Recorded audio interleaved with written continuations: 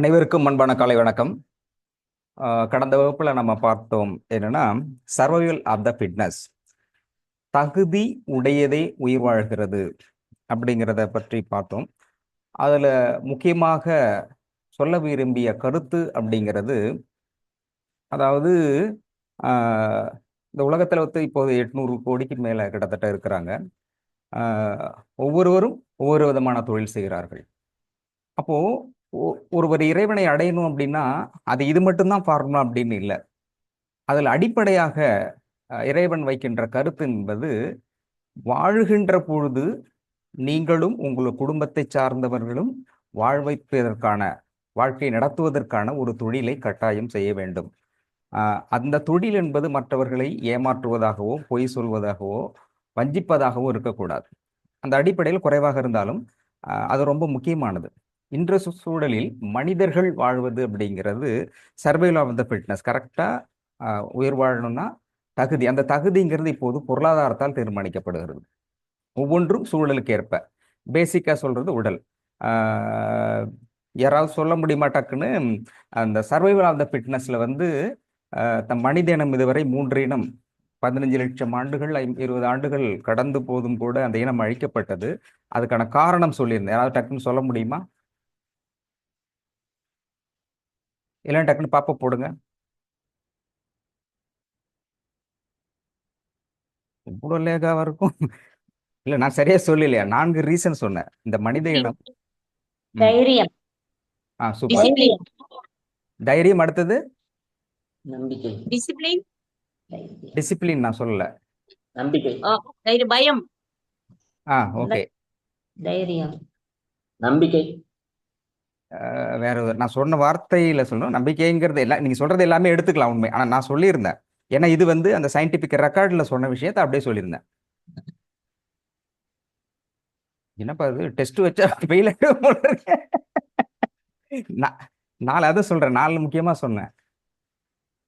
Survival of the ஃபிட்னஸ்ல ஏற்கனவே இருந்த மனித இனம் அப்படிங்கிறது ஹோமோ ஹாபிலின்ஸ் ஒன்று, 2வது ஹோமோ எரட்டஸ், ஹோமோ லியாண்டர்தாலென்சிஸ். இப்போ நாம இருக்கிறது சோபியன்ஸ். உடல் தகுதி. சூப்பர்.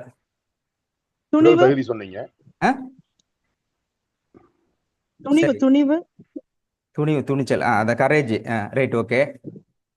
வெற்றி, உயிர், தைரியம், ஒற்றுமை, பயம். சூப்பர், கரெக்ட், அட்டகாசம். எல்லாருமே சேர்ந்து பதில் வந்துருச்சு. ஓகே, அப்போ இன்னும் கொஞ்சம் நாம ஸ்ட்ராங்கா சொல்ல வேண்டியது இருக்குன்னு நினைக்கிறேன். நன்றி நன்றி. ஓகே, 4 பாயிண்ட்டுங்கிறது ஃபர்ஸ்ட், அந்த மனித இனம் 15 லட்சம் ஆண்டுகள் கிட்டத்தட்ட வாழ்ந்த ஒரு இனம் அழிக்கப்பட்டதற்கான காரணம் சயின்டிபிக்கா சொன்னது. நிறைய ரீசன்கள் நம்ம எடுத்துக்கலாம், பட் அவங்க சொன்ன ரீசன் அப்படிங்கிறது பிசிக்கல் ஃபிட்னஸ் ஃபர்ஸ்ட். 2வது கரேஜ், தைரியம். ஏற்கனவே அழிக்கப்பட்டது காரணம் நாட் கரேஜ். அடுத்தது யூனிட்டி, நோ யூனிட்டி, ஒற்றுமை இல்லாதது. கடைசியில ஃபியர் அப்படிங்கிறது, பயம். நல்லா வாழணும்னா ஃபியர்லெஸ், பயம் இல்லாமல் இருக்கணும். இந்த 4 தான் சொல்லியிருந்தாங்க. எதற்கு இது திரும்ப சொல்றோம், வலியுறுத்துறோம் அப்படிங்கும்போது, இந்த இறைவன் அப்படிங்கிறத பர்டிகுலரா சிவன் என்பதை வள்ளலார் சுவாமிகள் என்ன கருத்தியல் அப்படின்னு சொல்றாரு. இறைவன் சிவனை நீங்க எப்படி பார்க்கலாம்னா, கருத்தியலாக இருக்கிறவன் இறைவன் அப்படின்னு. இப்போ நீங்க எந்த கருத்தை முன்வைக்கிறீர்களோ அதுவாக அவர் இருக்கிறார். இன்னும் அதை எப்படி சொன்னா, ஏற்கனவே பலமுறை சொல்லப்பட்டது, இறைவன் எப்படி ஒருவரிடம் செயல்படுகிறான், மன ரீதியாக. உன் மனம் எப்படி இருக்கிறதோ அதுவாகவே இறைவன் செயல்படுகிறான். மனம் என்பது இறைவன் என்பது வேறல்ல, இரண்டும் ஒன்றாக இருக்கிறது. டிசைடிங் ஃபேக்டர், நல்லதை நினைத்தால் அந்த கர்மாப்படி இறைவன் செயல்படு, எல்லாமே மனதின் மூலமாக செயல்படுகிறார் அப்படிங்கிறோம். இப்போ இந்த இதை நான் நேற்றைய தினமும் சொல்லப்பட்டதற்கான முக்கிய காரணம் வேலை வாய்ப்பு அப்படிங்கிறது இருக்கு. நிறைய பேர் அந்த லாஸ்ட் 2 வீக்ஸ்ல சொல்லப்பட்ட போது எனக்கு வந்த கால்ஸ்ல, எனக்கு வேலை இல்லை, அது 40 கிராஸ் பண்ணும்போது வேலை இல்லை அப்படிங்கும்போது அது ரொம்ப கடினம். அப்போ எப்படி ஒரு வேலையை தேர்வு செய்யப்படுகிறது, எப்படி தேர்வு செய்யணும்? அப்போ சர்வைவல்ங்கிறது, வேலைங்கிறது ரொம்ப முக்கியம். ஆன்மீகம் அப்படிங்கிறதும் இதை கர்மா பயணம் அப்படிங்கிறது, அதுக்கான காரணத்தையும் டாக்டர் கிளியரா சொல்லியிருக்காங்க. அதை விட முக்கியம் சர்வைவல் அப்படிங்கிறத ஃபினான்ஷியல் எப்படி நம்ம ஃபைண்ட் அவுட் பண்றது, நமக்கு தேவையான வேலையை எப்படி தேர்வு செய்யறது அப்படிங்கிறதுக்காக டாக்டர்கிட்ட சொல்லியிருக்கேன். 2 3 நாள் சொல்றேன்னு இருக்காங்க. அதை தொடர்ந்து நான் சொல்றேன். இருந்தாலும் காமனான ஒரு விஷயம் இருக்கு இல்லையா, அதை டீகோட் பண்றதுங்கிறது ரொம்ப முக்கியம்.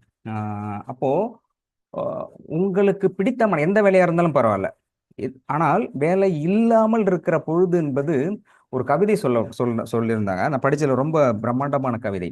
நோயாளியினுடைய ஒரு இரவு பகல் என்பது எப்படி கழிகிறது என்றால் கருப்பு வெள்ளையாக கழிகிறது. ரெண்டுக்குமே வித்தியாசமே இல்லை. நோயாளி அப்படியே படுத்திருப்பாங்க, சாப்பிட முடிஞ்சா சாப்பிடுவாங்க, தூக்கம் வராது, ஒன்று வராது, அப்படியே பெட்லேயே கிடக்கும் பொழுது அவர்களுடைய அந்த நாள் அப்படிங்கிறது எப்படி போகுதுன்னா, பகலா இருந்தா வெள்ளை கலர்ல இருக்கும், ராத்திரி இருந்தா கருப்பா இருக்கும், அவ்வளவுதான். அது ரெண்டு வித்தியாசமே இல்லைன்னா. இதை விடவும் இந்த பிரம்மாண்டமா வேலை செய்யக்கூடிய இடத்திலிருந்து தன்னுடைய குடும்பத்தை காப்பாற்றக்கூடிய இடத்தில் இருக்கின்ற ஒருவர் தனக்கு வேலையில் இப்போ வந்து பொதுவாக சொல்லப்பட்டது ஆண்களுக்கு, இப்போ பெண்களுமே வேலைக்கு போறாங்க. அப்படி குடும்பத்தை காக்க வேண்டிய இடத்தில் இருக்கின்ற ஒருவருக்கு வேலை இல்லை என்கின்ற போது அவருடைய இரவு பகல் எப்படி இருக்குன்னா, அவருடைய இரவு பகல் இரவும் பகலும் இருட்டாகவே இருக்கிறது அப்படின்னு அந்த கவிதை முடிப்பாங்க. ரொம்ப அந்த வலியினுடைய உச்சம். நோயாளி கூட கலர் சேஞ்சஸ் தெரியுது, ஆனா பணம் இல்லாமல் ஒரு ஒரு குடும்பத்தை நடத்துற அந்த வழி இருக்கு இல்லையா, அது இருட்டுன்ற, கருப்புன்னு ஒரு சொல்ல, இருட்டு, அது வெளிச்சமே இல்லாத. அப்போ அதை வந்து எடுக்கணும், ஒரு ஒரு வேலையை ஃபிக்ஸ் பண்ணணும், போகணும், எடுக்கணும். அப்படிங்கும்போது அது எந்த வேலைக்கு போறது, எந்த வேலையிலும் முடியல அப்படிங்கிறது கர்மா. அப்போ அதிலும் வள்ளுவர் சொல்வது எதுவும் டிசைடிங் ஃபேக்டர் இருக்கு, ஆனாலும் கூட கடைசியில் ஒரு லூப் ஹோல் அவர் வச்சிருக்காரு. தெய்வத்தால் ஆகாதெனினும் அப்படின்னு போட்டு தன் மெய் வருத்த, மெய் என்பது உடல், உடல் சார்ந்த, உடல்னா மெய், உண்மை, உடல். உடல் வருத்தி நீங்க ஒரு பிரேயர்ல வைக்கின்ற பொழுது நிச்சயமாக உங்களுக்கு காட்டப்படும். நீ எவ்வளவு பெரிய கொடுமையாக செஞ்சாலும், பழிபாவம் செஞ்சிருந்தாலும், 100% நெகட்டிவ் கர்மாவாக இருந்தாலும் கூட நீங்கள் வாழ்வதற்கான அடிப்படை தகுதி நிச்சயம் இறைவன் வந்து படைச்சிருக்கார். அது எல்லா உயிர்களுக்குமா சரி, இவன் கொலை பழி பாவங்கள் செய்பவராக இருந்தாலும் சரி, அவரும் அவர் குடும்பத்தை வாழ்வதற்கான ஒரு வழிங்கிறது இறைவன். அதை நெகட்டிவ் தப்பா எடுத்துக்கூடாது. இருந்தாலும் அனைவருக்குமான வாழ்வியல் அடிப்படை ஆதாரத்தை மேம்படுத்திக் கொள்வதற்காகவும் சாப்பிட்டு உயிர் வாழ்வதற்கான ஒரு விஷயத்தை இறைவன் படைத்திருக்கிறார். அதை வந்து நாம கரெக்டாக ஃபைண்ட் அவுட் பண்ணணும். அது இன்னும் ரொம்ப டீப்பாக போக மேலோட்டமாக சொல்கிறேன். ஏற்கனவே வந்து 2-3 பேர் ஃபோன் பண்ணிட்டாங்க. ஏன்னா இந்தனத்து ஒரு கதை சொன்னீங்க, கரெக்டாக அந்த சீரியலில் வந்த மாதிரி நாளைக்கு போடுவோன்ட்டு கரெக்டாக அந்த ஃபினிஷிங்கில் நிறுத்திட்டீங்கன்னு.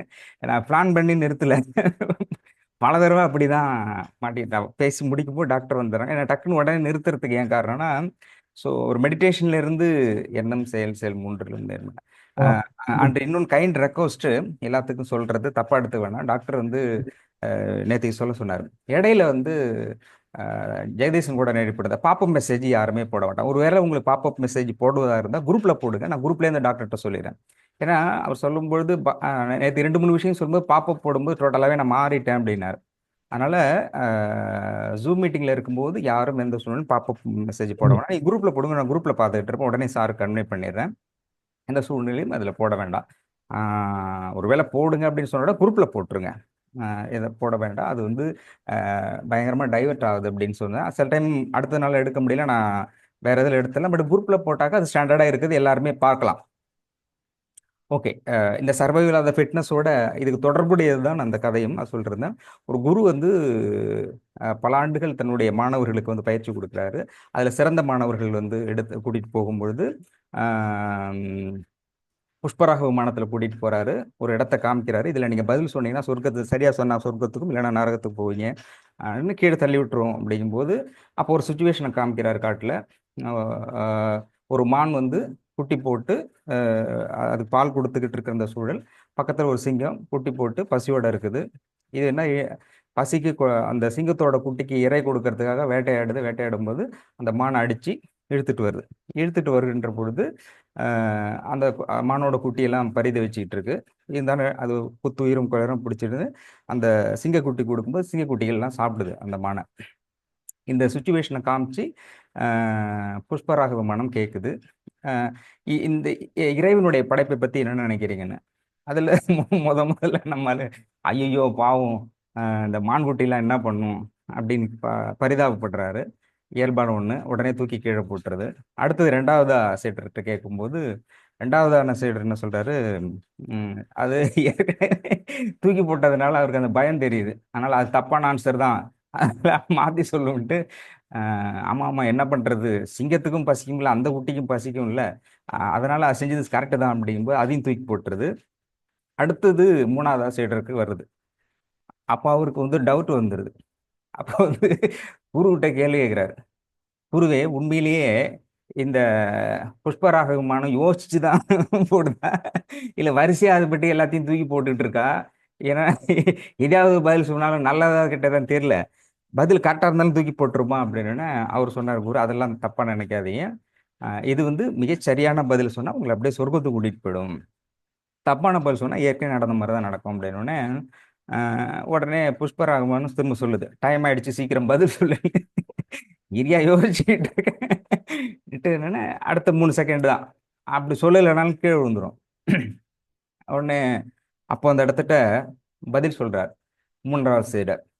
என்ன சொல்றாருன்னா, சிங்கம் இருக்கு இல்லையா, சிங்கம் மான், அது அதோட வேலையை செஞ்சுக்கிட்டு இருக்கு, நாம நம்மளோட வேலையை செஞ்சுக்கிட்டு இருப்போம், இதை பத்தி கருத்து சொல்றது எதுவுமே இல்லை அப்படின்னு முடிச்சிட்டாரு. முடிச்ச உடனே டக்குன்னு புஷ்பராகவமானம் சொர்க்கத்துக்கு கூட்டிட்டு போகுது.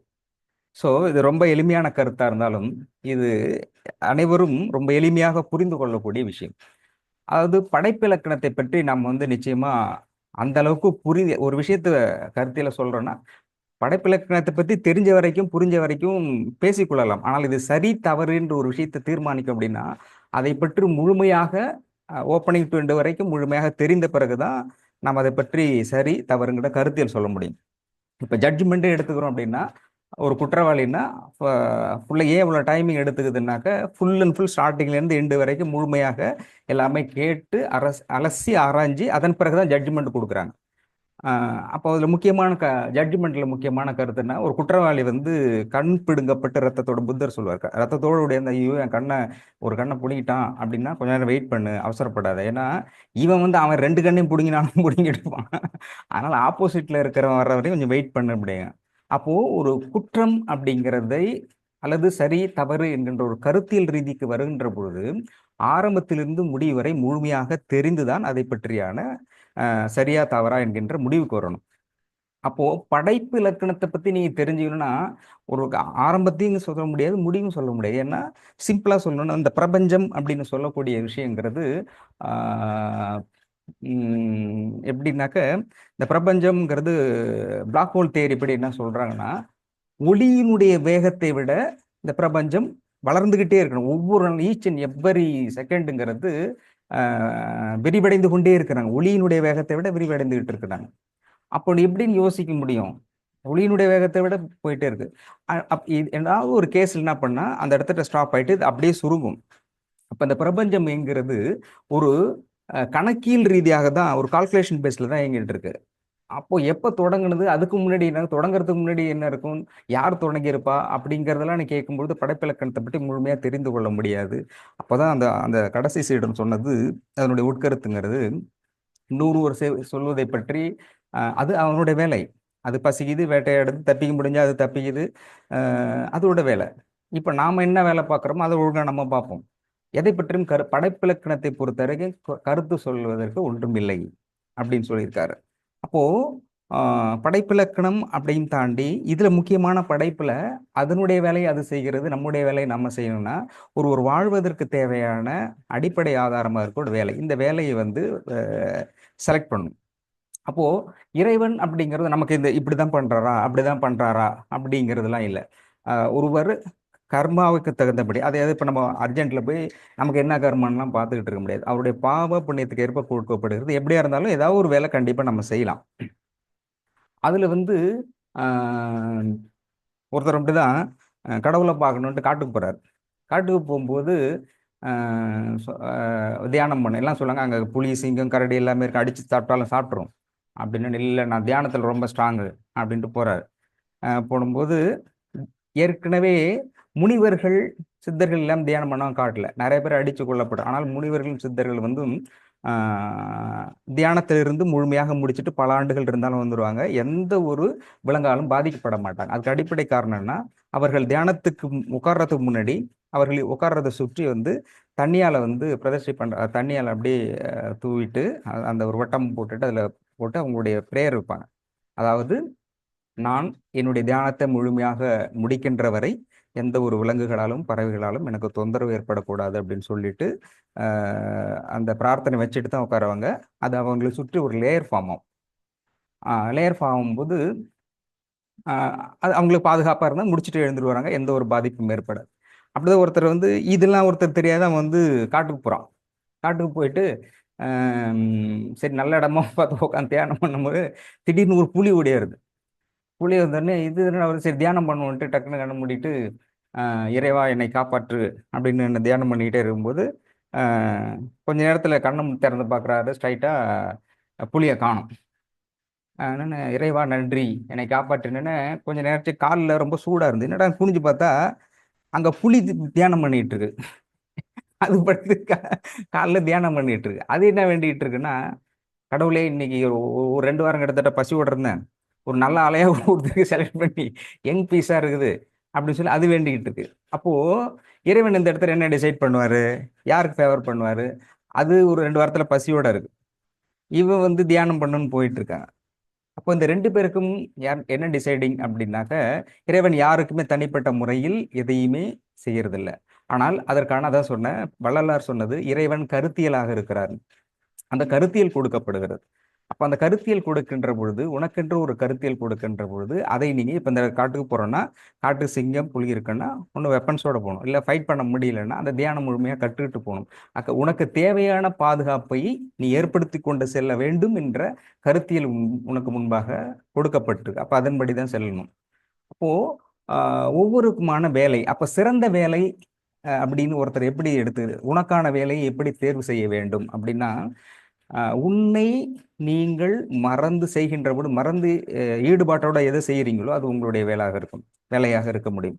இப்போ 40 வயசு கடந்தவங்களுக்கு எந்த வேலை கொடுத்தாலும் பரவாயில்ல, ஏதாவது ஒரு வேலை கிடைச்சா போதும் அப்படின்றாங்க. அப்போ அந்த மாதிரி இருக்கும்போது ஏதாவது ஒரு வேலையில் நீங்க வந்து கண்டிப்பா ஜாயின் பண்ணுங்க. ஏன்னா கடந்த 2 வாரத்துல நான் அட்டன் பண்ண 8, 9 கால், நிறைய கால்ஸ்ல 9 பேர் கிட்டத்தட்ட சொல்லியிருந்தாங்க. ரொம்பவும் கஷ்டமா இருந்தது.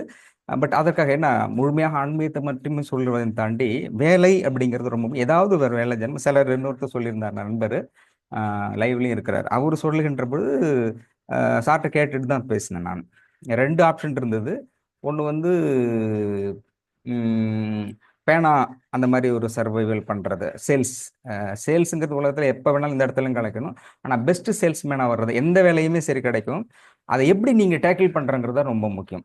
அப்போ அவர் ஒரு இது சொன்னார், பேனா பென்சில் சேல்ஸ் பண்ணுற மார்க்கெட்டிங் இருக்குது, அது மோர் தென் 25, 30, 35 ஒரு இப்போது உள்ள ஆவரேஜுக்கு வந்து 30 to 40ங்கிறது சர்வைல் எனஃப். இந்த வேலை இன்னொன்று டயர் கம்பெனி, இதில் 2 இப்படி சூஸ் பண்ணுறதுங்கும் போது இது ரொம்ப மெடிடேஷன்லாம் போக வேண்டியதில்லை. இப்போ பேனா பென்சில்னா அவர் 150 ரூபானா சொன்னார். 150 ரூபாய்க்கு ஒருத்தர் இப்போ பேனா வாங்க மாட்டார், அதிகபட்சம் 10 ரூபா. அப்படி இருந்தாலும் வாங்கினாங்கன்னா ஒருத்தர் ஒரு பேனாவை 3 மாதம் 4 மாதம் கிட்டத்தட்ட அது விற்று சேல்ஸ் ஆகினா எதுவுமே கிடைக்கலன்னா பரவாயில்ல. அப்போ 2 ஆப்ஷன் இருக்கும்போது, இப்போ டயர்னாக்க 900 ரூபா, 1000 ரூபா, 2000 ரூபா இருக்குது. அப்போது ஒரு நாளைக்கு 2, 3 விற்றோம் அப்படின்னாக்க அதுலேருந்து கமிஷன்ஸ் வரும். அப்போ இதை விட எக்கனாமிக்காக அது பெஸ்ட்டு. அப்போ சூஸிங்கிறது ரொம்ப முக்கியம். எனக்கு தெரிஞ்ச அவர் சொன்ன எதை சூஸ் பண்ணாருன்னு தெரியல, ஈஸி அண்ட் லைவ். டெஃபினட்டாக அவர் வந்து வருவார். ஏன்னா அதில் மார்க்கெட்டிங்கில் அவர் டேலண்ட் இருக்குது, பண்ண முடியும். அது மார்க்கெட்டிங்கிறது உலகத்தில் எல்லா இடத்துலையுமே வேகன்சி இருக்கும். உங்களுடைய சர்வைவலுக்கு தகுந்த மாதிரி தான் அதை நீங்கள் எடுத்துக்கிட்டு பண்ணணும். அப்போது எந்த ஒரு வேலையாக இருந்தாலும் அதில் நீங்கள் ஷைன் பண்ணணும்னா பேசிக் அதை முதல்ல அதை லவ் அந்த அந்த இன்வால்மெண்ட்டோட பண்ண ஆரம்பிக்கணும். ஷேக்ஸ்பியர் வந்து எல்லாருக்குமே தெரிஞ்ச விஷயம்தான், தெரிஞ்ச கதையும் கூட. ஆரம்ப காலகட்டத்தில் அவர் பெஸ்ட் ரைட்டராகவும் இல்லை, அதுக்கான என்ட்ரிலையும் இல்லை. ஒரு நாடக கம்பெனியில் குதிரை கட்டுவாங்க இல்லையா, குதிரை கட்டும்போது குதிரையை பார்த்துக்கிட்டு இருக்கிற வேலை, அறுத்துக்கிட்டு போயிடாமல் இருக்கான்னு அங்கங்கே அப்போ இருக்கிற பெரிய பெரிய ஜமீன்தார்கள், பெரிய பெரிய ஃபினான்ஷியர், அந்த மாதிரி பெரிய லெவலில் இருக்கிறவங்க வருவாங்க, குதிரையில் வருவாங்க, குதிரையில் கட்டி போட்டுவாங்க. சப்போஸ் அப்போ அந்த தீனி போடணும், இந்த வேலை மட்டும்தான் அவர் கொடுத்துருந்தாங்க, அதை பார்த்துக்கிட்டு இருப்பார். பட் அவர் என்ன பண்ணார் அப்படின்னாக்க, ஒரு முறை அந்த மாதிரி ஒருத்தர் வந்து குதிரையை விட்டுட்டு போகும்போது சும்மா தானே இருக்கும், அதுதான் வேலை, பார்த்துன்னு தீனி போடுறது, அதோட சரி புல் போடுறது. அப்போது அந்த குதிரை என்ன பண்ணாருன்னா தண்ணி ஊற்றி நல்லா அழகாக சூப்பராக கழுவிட்டு அப்போ உள்ள முறையில் சோப்புன்னு வச்சிங்களேன் போட்டு அழகாக கழுவுறாரு. கழுவி ரொம்ப அட்டகாசமாக கழுவி தொடச்சி சுத்தமாக தொடச்சி அந்த குதிரையை பல வச்சிருக்காரு. நல்லா சாப்பிட்டுட்டு அட்டாசமாக இருக்கு. அந்த நாடகம் முடிச்சுட்டு அந்த ஓனர் வராரு. வந்து பார்த்த உடனே குதிரை எங்கே காணும் அப்படின்னு சுத்தி பார்க்குறாரு.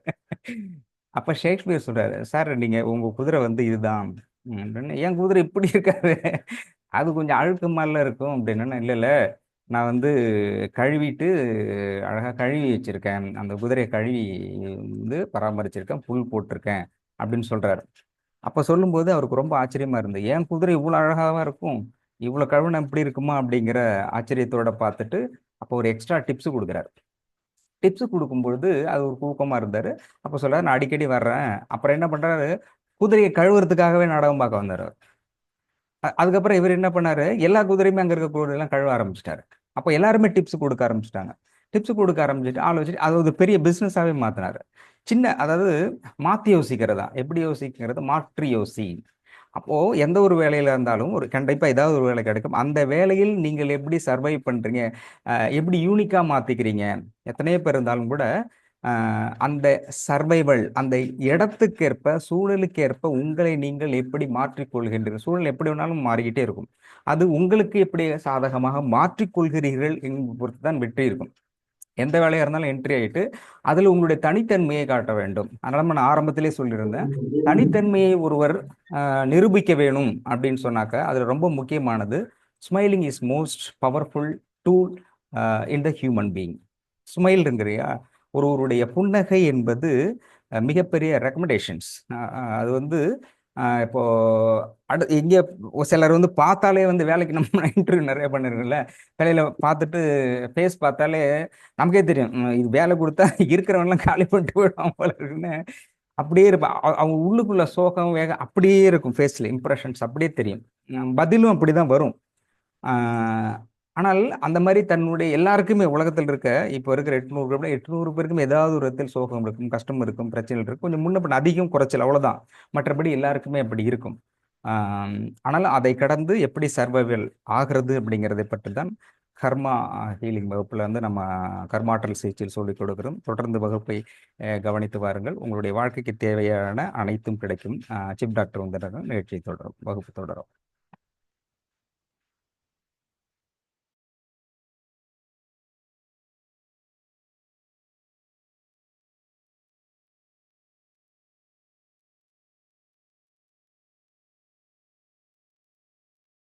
அனைவருக்கும் வணக்கம். வணக்கம் ஐயா. எல்லாருக்கும் வணக்கம். சகோதரர் சாய் சாமிநாதன் அப்படின்ற ஒரு கேள்வி கேட்டிருக்காரு. ஏன் வந்து உங்களுடைய குரு கண்ணயோகி ஆசிரமத்துக்கு நான் போகணும், கண்ணயோகி ஆசிரமத்தை பார்க்கணும், நீங்கள் அதை அட்ரஸ் சொல்லுங்கள், நான் லொக்கேஷன் போய் பார்க்கணும் அப்படின்னு சொல்லி போட்டிருக்காரு. கண்ணயோகி இப்போ இல்லை, அவருடைய ஆசிரமும் இல்லை.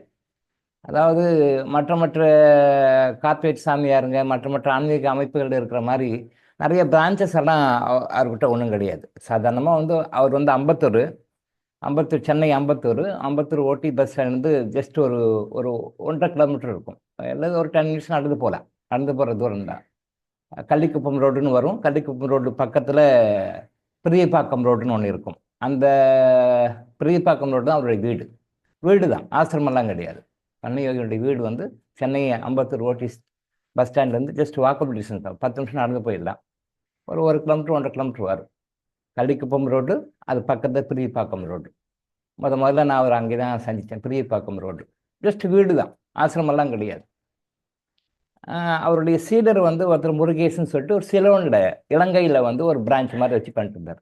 அங்கேயும் வந்து ஆசிரமம் அப்படின்னு சொல்லி சொன்னால் ஆசிரமெல்லாம் கிடையாது, வீடு தான், முருகேசனுடைய வீடு.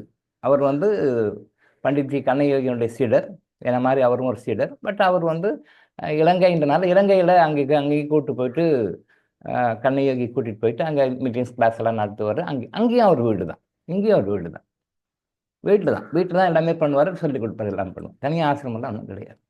ஆனால் உண்மையிலேயே உலகம் முழுசும் பிரான்ச்சஸ்ஸு, இந்தியா முழுசும் பிரான்ச்சஸ்ஸு, எல்லா ஸ்டேட்ஸ்லேயும் பிரான்ச்சஸ்ஸு வச்சிருக்கிற ஆன்மீகவாதிகள் அவரையும் கம்பேர் பண்ணும்போது கண்ணயோகியினுடைய கால் தூசுக்கு யாருமே இல்லை.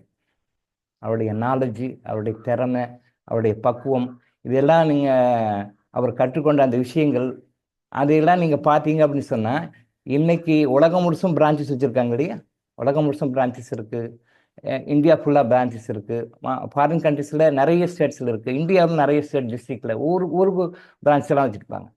அந்த அமைப்புகளுடைய தலைவர்கள்லாம் கண்ணகியோகியுடைய கால் தூசுக்கு யாரும் இல்லை. அவ்வளோ விஷயம் இருந்தவர். ஆனால் தன்னை யாரும் வெளிக்காட்டி கொள்ளவர். தன்னை யாரும் வெளிக்காட்டி கொள்ள மாட்டார். என்னுடைய குருமார்கள்லாம் 108 பேருக்கு மேலே இருக்காங்கன்னு சொல்லியிருக்கேன். அதில் முதல் குரு வந்து கண்ணகியோகி தான். அதுக்கு பிறகு நிறைய குருமார்கள் வந்தாங்க. ஒரு பீரியடில் ஒரு காலகட்டத்தில் வந்து நிறைய விஷயங்கள் சொல்லி கொடுத்தாங்க. அதில் எல்லாருமே பார்த்தீங்கன்னா நீங்கள் வெளியில் அவங்க போய் பாரு இந்நேரம் இவங்கன்னு சொன்னீங்கன்னா யாருமே நம்ப மாட்டாங்க. அந்தளவுக்கு ரொம்ப சிம்பிளாக இருப்பாங்க. பெரும்பாலும் என்னுடைய குருமார்கள் எல்லாமே பெரும்பாலும் டாக்டர்ஸ் தான். சில பேர் தான் கொஞ்சம் வேறு. டாக்டர்ஸ்னால் மெடிக்கல் ஃபீல்ட் டாக்டர்ஸு, பிஹெச்டி பண்ண டாக்டர்ஸ் இருக்காங்க. மற்ற டாக்டர்ஸு பிஹெச்டி பண்ண டாக்டர்ஸ் இருக்காங்க. கண்ணகியோகி கூட வந்து ஆயுர்வேதாச்சாரியான்னு சொல்லுவோம். ஆயுர்வேதாச்சாரியான்னா ஆயுர்வேதாவை படித்த டாக்டர் அவர். இப்போ டாக்டர்னு சொல்கிறோம். அவருடைய பீரியடில் வந்து ஆயுர்வேதா படித்தவங்க வந்து ஆயுர்வேதாச்சாரியான்னு சொல்லுவாங்க. இப்போ அது டாக்டர்னு கொண்டு வந்துட்டாங்க. இப்போ ட்ரெண்டு வந்து இப்படி இருந்துச்சு. பட் அப்போல்லாம் வந்து ஆயுர்வேதாச்சாரியா அப்படி சொல்லுவோம். ஆயுர்வேதாச்சாரியா அப்படின்னுவாங்க. அப்போ ஆயுர்வேதாச்சாரியன்னா அவர் வந்து ஆயுர்வேத மருத்துவர்னு அர்த்தம். அவரும் வந்து ஆயுர்வேத மருத்துவர் தான். அவர் வந்து நிறைய விஷயங்களை வந்து நமக்கு சொல்லி கொடுத்தாரு. நான் திரும்ப சொல்கிறேன், என்னுடைய குருமார்களுடைய கால் தூசிக்கு, நாட் ஒன்லி கண்ணகியோகி, எல்லா குருமார்களுடைய கால் தூசிக்கு, அவங்க நாலேஜுக்கு, அவங்களுடைய பக்குவத்துக்கு, அவங்களுடைய திறமைகளுக்கு இன்னைக்கு இருக்கிற பெரிய பெரிய மில்லியனாக இருக்கின்ற கார்பரேட் சாமியார்கள்லாம் கால் தூசிக்கிட்டு இல்லை. அவங்களாம் அப்படி வாழ்ந்து காட்டிட்டு போனாங்க. அதையெல்லாம் அவங்களோட அந்த பழகின அந்த பக்குவம் தான் நமக்கும். அரைக்குடம் வந்து தழும்பும், நிறைக்குடம் நினைக்கும் தழும்பாது. சரியான படம் தமிழில் சொல்லி. நிறைக்குடம் தழும்பாது, அரைக்குடம் தான் தழும்பும். அது ரொம்ப இருக்கிற மாதிரி. பட் என்னுடைய குருமார்கள் எல்லாமே நிறைக்குடங்கள் தான். அரைக்குடம் யாருமே கிடையாது. பட் இன்னைக்கு எல்லாரும் அரைக்குடமாக தான் இருக்கிறாங்க. ஆனால் இவங்க தழும்பு அக்கா போட்டு தாங்க முடியல. ஓகே, இருக்கட்டும், அதை பற்றி நம்ம பேச வேண்டாம். கண்ணகியோகி பற்றி சொன்னீங்க. ஸோ இப்போ அவருடைய அங்கே ஆசிரமெல்லாம் கிடையாது. அவர் வீட்டுக்கு பக்கத்தில் ராமச்சந்திரன் இருந்தார். அவர் வந்து அவருடைய ஒன் ஆஃப் த சீடர். அவர் ராமச்சந்திரன் இருந்தார். கண்ணகியோகிக்கு பிறகு கொஞ்ச நாளைக்கு அவர் புக்ஸ் எல்லாம் வச்சுருந்து அவர் தான் டிஸ்ட்ரிபியூட் பண்ணி எல்லாம் சொல்லி கொடுத்துட்டு இருந்தார். இப்போ ராமச்சந்திரன் இல்லை, அவரும் மறைஞ்சிட்டார். கண்ணகியோகி, தென் அதுக்கு ராமச்சந்திரன், அவர் இப்போ இல்லை. வேறு சில பேர் ஃபாரினில் அங்கே இருந்தது. இப்போ அவரும் அது பிறகு அங்கேயும் இல்லை. இப்போ யாருமே இல்லை. அது அவரோட முடிஞ்சு போச்சு. இப்போ யாருமே இல்லை. நம்மக்கிட்ட கொஞ்சம் அஸ்டலாக வருவாங்க, பேசுவாங்க, பண்ணுவாங்க. பட் ஃபிசிக்கலாக அவர் சம்மந்தப்பட்ட இப்போ யாருக்குமே இல்லை. இதுக்கு என்ன காரணம்னா நிறைய காரணம், இன்யூசிஸ் நிறைய இருக்குது. அது பெரிய சப்ஜெக்ட். அது பின்னாடி சொல்லுவோம். நீங்கள் ஒரு அநேகமாக ஒரு 10th ஸ்டாண்டர்ட் வரும்போது அது சொல்லுவோம். அப்போ புரியும். 10th 11th வரும்போது அப்போ சொன்னால் புரியும். இப்போ புரியாது. இப்போ வரைக்கும் இந்த அளவுக்கு நான் புரிஞ்சுப்போம். யாரும் இல்லை. அதில் குருமார்கள் சில பேர் வந்து அஸ்டலாக வருவாங்க. அஸ்டலாக சில விஷயங்கள்லாம் சொல்லிட்டு போவாங்க. இப்போ போயிட்டு இங்கே கண்ணகியோகி பார்க்கறதுக்கு வாய்ப்பு இல்லை. சரியா?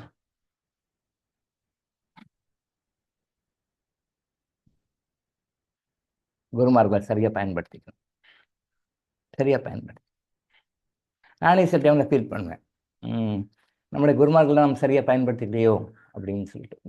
நான் +1 படிக்கும்போது, +2 படிக்கும்போது ஜுவாலஜி மாஸ்டர் வந்து சொல்லும்போது சொன்னார். நான் சொல்லியிருக்கேன் ஏற்கனவே ஒருத்தர் கூட. அவர் ட்ரான்ஸ்ஃபர் ஆகி இன்னொரு போகும்போது கூப்பிட்டு அடுத்த ஜுவாலஜி மாஸ்டர்கிட்ட வரும்போது சொன்னார், சார், இளங்கோ வந்து only brilliant student in our school.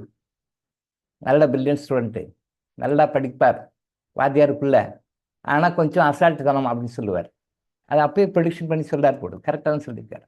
என்னோடய குருமார்களை எல்லாம் அவங்க எள்ளுன்னா என்னையா நிற்பேன். எந்த குருமார் எது சொன்னால் கரெக்டாக ஃபாலோ பண்ணேன்.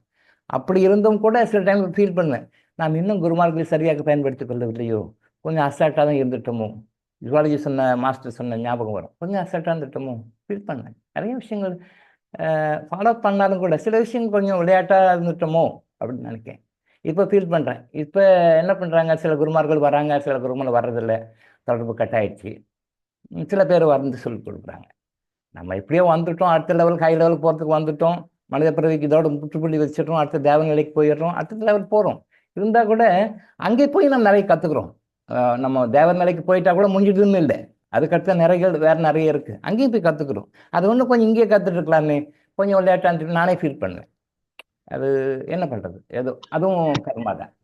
அதனால தான் சொல்கிறோம், ஒரு குருமார்கள் ஒரு விஷயத்தை சொல்கிறாங்கன்னா அது புரிஞ்சுக்கோங்க அப்படின்னு சொல்கிறோம். அதை அண்டர்ஸ்டாண்ட் பண்ணி விட்டுட வேண்டாம், என்ன மாதிரி நீங்களும் ஃபீல் பண்ண வேண்டாம், பிடிச்சிக்கோங்கன்னு சொல்கிறோம். சரியா? ஓகே. அடுத்தது வந்து எல்லா சப்ஜெக்டை பற்றியும் நிறைய பேசிக்கணும். நீங்கள் எந்த ஒரு விஷயம் கேள்வி கேட்டாலும் வந்து பழைய வீடியோ இருக்கான்னு பாருங்கள். பழைய வீடியோவில் நிறைய விஷயங்கள் பேசியிருக்கோம். பேசுறதை டச் பண்ண விஷயம் எதுவுமே கிடையாது. மற்றவங்க சொல்கிறதுக்கும் நம்ம சொல்கிறது நிறைய வித்தியாசங்கள் இருக்கும். பட் அது உண்மையாக இருக்கும். அதை பாட்டு இல்லைன்னா கேளுங்க. சரியா? பட்டணத்தில் போதும் போட்டிருக்கீங்க, தீபம்பா அப்படி போட்டிருக்கீங்க, சீரியல் படத்தெல்லாம் படம் எடுத்துருக்கீங்க, எல்லாம் உண்மையாக சார்னு கேட்டிருக்கீங்க. இது உண்மைதான் சார், கண்டிப்பாக உண்மைதான்.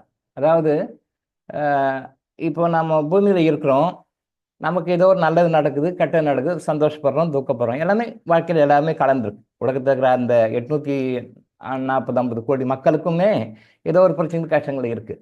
ஆனால் இதுக்கு என்ன காரணம்னா நம்ம சொல்லுவோம் நம்மளுடைய கர்மா தான் காரணம், பாசிட்டிவ் கர்மா தான் காரணம், நம்ம நல்லதோ கெட்டதோ ஏதோ காரணம். பட் இந்த கர்மா எப்படி எக்ஸிக்யூட் பண்ணுது நமக்கு அப்படின்னா, நல்லா புரிஞ்சுக்கோங்க, நம்மளுடைய சக மனிதர்கள் மூலமாக தான் எக்ஸிக்யூட் பண்ணும்.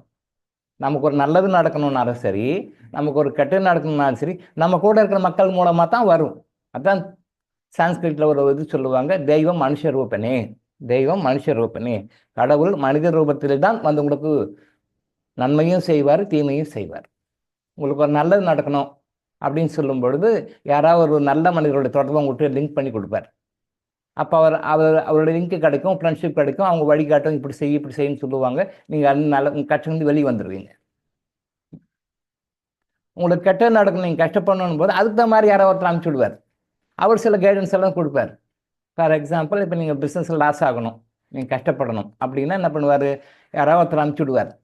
அவர் வருவார், உங்களுக்கு பேச்சில் ஏதோ ஒரு லிங்க்கில் வருவார். நீங்கள் நல்லா திங்க் பண்ணி பாருங்கள், நீங்கள் சுகப்படுவதற்கும் யாரோ ஒருத்தர் லிங்க் பண்ணி யாரோ ஒருத்தர் மூலமாக தான் உங்களுக்கு சுகம் வந்திருக்கும். நீங்கள் கஷ்டப்படுவதற்கும் யாரோ ஒருத்தர் லிங்க்கில் யாரோ ஒருத்தர் வழிகாட்டி அவங்க பேச்சை கேட்டு போனது தான் கஷ்டப்பட்டுருக்கீங்க. இது எல்லாருடைய வாழ்க்கையிலுமே வந்து நடக்கும், இன்க்ளூடிங் மைசெல்ஃப், என்னுடைய வாழ்க்கை கூட. அப்படி கொஞ்சம் யோசனை பண்ணி பார்த்தா தெரியும்.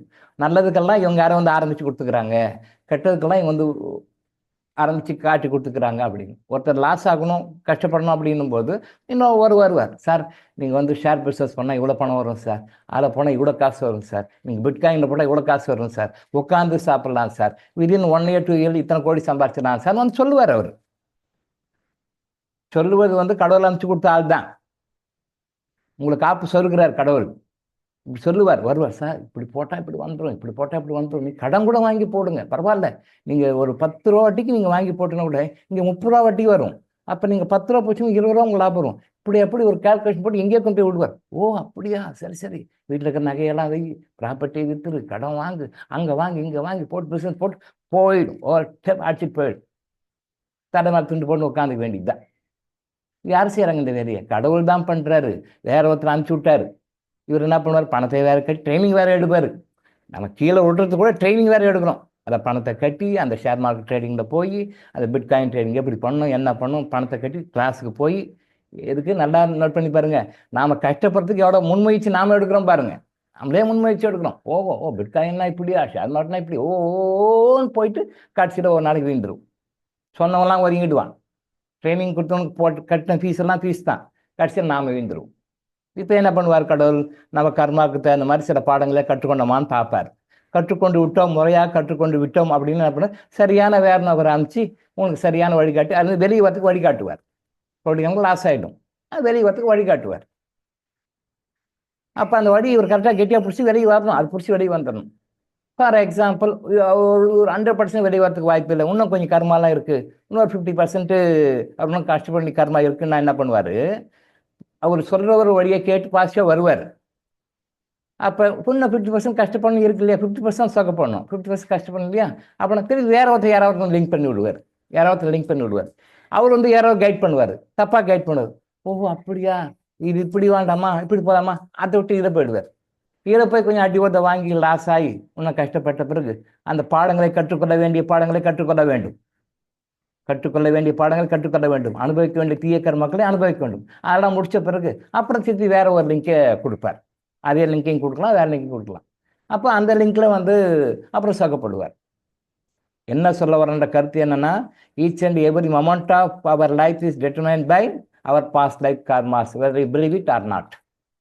நீங்க நம்பினாலும் நம்பலைனாலும், ஏற்றுக்கிட்டாலும் ஏற்றுக்கலைனாலும், நம்முடைய பாஸ்ட் லைஃப் கர்மாஸ் தான் நம்மளை வந்து சேனல் பண்ணி கொண்டு போகுது. Each and every second of our life. அதான் நம்ம திருப்பி திருப்பி சொல்கிறோம். அதை அக்செப்ட் பண்ணிக்கிறோங்க, அதை லைஃப்பில் இம்ப்ளிமெண்ட் பண்ணுங்க, நீங்கள் சீக்கிரம் குயிக்காக டெவலப் ஆகி வெளியே வந்துடுவீங்க. அதுதான். நீங்கள் நாத்திகவாதம் பேசிக்கிட்டு, டைலாக் பேசிக்கிட்டு, சயின்டிஸ்ட் மாதிரி பேசிக்கிட்டு இருந்தீங்கன்னா வீணாக போகும், லேட் ஆகும். வரும், என்னைக்கா இருந்தாலும் பாஸ் பண்ணியே ஆகணும். அரியர்ஸ் வச்சாலும் என்னைக்கு கம்ப்ளீட்டாக முடிக்கிறோமோ அன்றைக்கி தான் நமக்கு வந்து என்ஓசி கொடுப்பாங்க, அன்றைக்கி தான் நமக்கு டிகிரி கொடுப்பாங்க. அது வரைக்கும் எத்தனை வருஷம் தான் ஓட்டலாம், ஓட்டு ராஜான்னு ஓட்டலாம். நம்ம தான் டிலே ஆகும். நம்ம அந்த விதின் ஸ்டிப்புலேட்டட் பீரியடில் நம்ம அந்த குவாலிட்டியை அட்டைன் பண்ணி நாம் பாஸ் ஆகி வெளியே வர்றோமா, இல்லை ஸ்டிப்புலேட்டட் பீரியடுக்கு மேலே பியாண்ட் தட் ஸ்டிப்புலேட்டட் பீரியட் நம்ம டைம் எடுத்து தான் டிகிரியை முடிக்கிற மாதிரி நம்ம கையில் தான் இருக்குது. ஸோ நல்லதும் கெட்டதும் நம்மளுடைய கூட சக மனிதர்கள் மூலமாக தான் எல்லாமே பண்ணும். நீங்கள் நல்லா திரும்ப பொறுமையாக யோசனை பண்ணி பாருங்கள். நைட் படுக்கும்போது உட்காந்து யோசனை பண்ணி பாருங்கள். உங்கள் வாழ்க்கையில் எவ்வளோ நல்லா நடந்திருக்கும். யாரோ ஒருத்தர் பிள்ளையார் சொல்லி போட்டு ஆரம்பிச்சிருப்பார். உங்கள் வாழ்க்கையில் கெட்ட நடந்திருக்கும், யாரோ ஒருத்தர் பிள்ளையார் சொல்லி போட்டு ஆரம்பிச்சிருப்பார். அவங்க வந்து உங்களுக்கு சொல்கிறது வந்து நல்ல எண்ணத்தோடய சொல்லியிருக்கலாம், பெரும்பாலும் நல்ல எண்ணத்தோடு தான் சொல்லியிருப்பாங்க. ஆனால் அது பின்னாடி தீமையாக போய் முடியும். தீய எண்ணத்தோடு சொல்லியிருப்பாங்க, அதுவும் உண்டு. பட் எனக்கு வந்து கண்ணையோகி கிட்ட போகும்போது இந்த ஆவியுலகத்தை பற்றி எனக்கு அவர் தான் பிள்ளையார் சொல்லி போட்டு சொல்லி கொடுத்தார். ஆவியுலகம்னா என்ன, ஆவிகள்னா என்ன, நாம யாரு, நமக்கு அவங்களுக்கு என்ன சம்மந்தம், அவங்கள எப்படி கம்யூனிகேட் பண்ணணும், எந்த மாதிரி முறையில் அவங்ககிட்ட கம்யூனிகேட் வச்சுக்கணும் அப்படின்னு எனக்கு அவர் தான் பிள்ளையார் சொல்லி போட்டு சொல்லி கொடுத்தார். கண்ணையோகி தான். சில விஷயங்களை அதோட ஸ்டாப் பண்ணிட்டு அதுக்கு மேலே அவர் சொல்லலை. நான் அதை வந்து ஃபீல் பண்ணேன். நான் வந்து என்னடா இது நமக்கு குரு சொல்லி கொடுக்க மாட்டேன்ட்டாரு, இதோட ஸ்டாப் பண்ணுறாரு, போதுன்றாரு, இதுக்கு மேலே வேண்டாம்ன்றாரு. நான் ஃபீல் பண்ணும்போது அவர் எனக்கு சொன்னார். அதாவது நான் இப்போ அவர்கிட்ட போகும்போது நான் +1 ஸ்டூடெண்ட் அவர்கிட்ட. நான் எந்த ஃபீல்டுமே ரொம்ப டீப்பாக ரொம்ப இன்வால்வ்டாக உள்ளே போவேன். அப்போ அவர் சொன்னார், தம்பி கவலைப்பட வேண்டாம்ப்பா, நீ ரொம்ப சின்ன பையன், இப்போ தான் +1 படிக்கிற, உனக்கு நீ தான் குடும்பத்துக்கு ஒரே பையன் சொல்லியிருக்க, சிஸ்டர் இருக்காங்கன்னு சொல்லியிருக்க, அப்பா அம்மா உன்னை நம்பி தான் இருக்காங்க, நீ ஒரே பையன், நீ தான் ஏர்ன் பண்ணி அவங்கள தான் காப்பாற்றணும், நீ ரொம்ப டீப்பாக உள்ளே போகிற. அந்தந்த காலகட்டத்தில் வந்து உனக்கு அந்தந்த குருமார்கள் வருவாங்க, சொல்லிக் கொடுப்பாங்க. நீ எல்லாம் கவலைப்பட வேண்டாம்ப்பா, நான் சொல்லிக் கொடுக்க என்னை பற்றி எனக்கு ஒன்றும் ஆச்சரியம் கிடையாது, நீ ரொம்ப ரொம்ப இன்வால்வ் ஆகி உள்ளே போகிற, அவ்வளோ வேண்டாம், மற்ற குடும்ப பொறுப்புகளும் இருக்குது, கொஞ்சம் பார்த்துக்க, அந்தந்த காலகட்டத்திலாம் உங்களுக்கு வருவாங்க. நீ வந்து உலக மக்களுக்கு வழிகாட்டுவதற்காக பிறந்த ஆத்மா. தெளிவாக சொன்னார், நீ உலக மக்களுக்காக வழிகாட்டுவதற்காக பிறந்த ஆத்மா, அதை யாரும் மாற்ற முடியும். ஏன்னா கடவுளுடைய படைப்பு நீ வந்ததே அதுக்காக தான். அந்த வேலையை கரெக்டாக செய்த, எந்தெந்த காலகட்டத்தில் யாரெல்லாம் வருவாங்களோ அவங்க வந்து கரெக்டாக வழிகாட்டுவாங்க. நான் தான் சொல்லிக் கொடுத்தேன்னு நான் சொல்லிக் கொடுக்கலன்னு வருத்தப்பட வேண்டாம்ப்பா, அந்த பீரியட் உனக்கு வருவாங்க. பிகாஸ் நீ எல்லாருக்கும் சொல்லிக் கொடுக்கணும். உன்னால் லட்சக்கணக்கான ஆத்மாக்கள் வந்து அடுத்த லெவலுக்கு போகணும், அதுக்காக தான் உன்னை பிறக்க வச்சிருக்கிறாங்க. ஆனால் கவலைப்பட வேண்டாம்ப்பா எனக்கு அப்பப்போ சொல்லுவார். ஏன்னா பிகாஸ் ரொம்ப சின்ன பையன் நான், அவருடைய சிலர்களே ரொம்ப சின்ன பையன் நான், மற்றவங்களால பெரியவங்க. ஆனால் அதே மாதிரி ஒரு காலகட்டத்தில் வந்து அடுத்த பீரியடில் டாக்டர் சுந்தரராஜன் வந்தார். இவர் வந்து மெடிக்கல் டாக்டர், ஆயுர்வேதா. அவர் வந்து PhD டாக்டர், டாக்டர் சுந்தரராஜன். அவருடைய தொடர்பு கிடச்சி இந்த ஆவியலக ஆராய்ச்சிகளுக்கு அவர் நிறைய விஷயங்களை கற்றுக் கொடுத்து அதுக்கு ஒரு ஃபுல் ஸ்டாப் வச்சவர் அவர். இவர் தொடங்கி வச்சார், கண்ணையோகி தொடங்கி வச்சார், டாக்டர் சுந்தரராஜன் வந்து முடிச்சு வச்சார். அவர் நிறைய விஷயங்களை, ஒரு 18 வருஷங்கள் நிறைய விஷயங்களை கற்றுக் கொடுத்தார். அவர் சொல்லிக் கற்றுக் கொடுக்கறதுக்கு ஒரு 1000 பிறகு எடுக்கணும். அவ்வளோ மெட்டீரியல் நமக்கு கன்சைஸ் பண்ணி நமக்கு ஷார்ட் பீரியடில் நமக்கு அதை பற்றி நிறைய பண்ணி சொல்லிக் கொடுத்தார். அப்போ அதில் தெரிஞ்சுக்கிட்ட விஷயம் என்னென்னா, நம்ம வாழ்க்கையில் நாம் சந்தோஷப்படுகின்ற விஷயங்களுக்கும் துக்கப்படுகின்ற விஷயங்களுக்கும் பின்னாடி நமக்கு கண்ணுக்கு தெரியாத இன்னர் வேர்ல்டில் இருக்கிற ஆத்மாக்களுடைய தொடர்பு இருக்குன்றதை ப்ரூவ் பண்ணார் அவர். நான் நல்லா இருக்கிறேன், இல்லை நான் கஷ்டப்படுறேன், நான் கஷ்டமும் இல்லை சுகமும் இல்லை, ஏதோ அப்படியே ஆவரேஜாக குழப்பு ஓடுது அப்படின்னு எதுவாக இருந்தாலும் அதன் பின்னணியில் நமக்கு பின்னாடி இருக்கின்ற ஒரு இன்னர் வேர்ல்டுன்னு ஒன்று இருக்குது, கண்ணுக்கு தெரியாத உலகம் இருக்குது. அந்த உலகத்தில் ஆத்மாக்கள் இருக்கிற, நம்மளை மாதிரி வாழ்ந்த ஆத்மாக்கள் இருக்கிறாங்க, அவங்களுடைய தொடர்பு நமக்கு எல்லாருக்குமே இருக்குது, அந்த லிங்க் இருக்குது அப்படின்றத ப்ரூவ் பண்ணார். உலகத்திலேயே வந்து நான் இந்துவாக பிறந்துட்டேன் அப்படின்றதுக்காக இந்து மதத்தை நான் தூக்கி வச்சு சொல்லலை. பட் அது உண்மை. அது இந்து மதத்தினுடைய ஒரு பிரிவுகள் தான் மற்ற மதங்கள் எல்லாமே. நீங்கள் உலகத்தில் எல்லா மதங்களையும் எடுத்துக்காங்க, எல்லா மதங்களுடைய கான்செப்டும் இந்து மதத்தில் இருக்கும். எல்லா மதங்களுடைய கான்செப்டும் இந்து மதத்தில் இருக்கும். இதனுடைய ஒரு பிரிவு தான் இந்து மதம். நாத்திகம், கடவுள் இல்லைன்னு சொல்றதும் இந்து மதத்தில் இருக்கு. நீங்கள் ரொம்ப ஆச்சரியமான உண்மை அது. கடவுளே இல்லை என்று சொல்லுகின்ற நாத்திகமும் கூட அது ஒரு மதமாக கூட வச்சுக்கோங்களேன், கன்சிடர் பண்ணுங்க ஃபார் யுவர் ஈஸி அண்டர்ஸ்டாண்டிங்.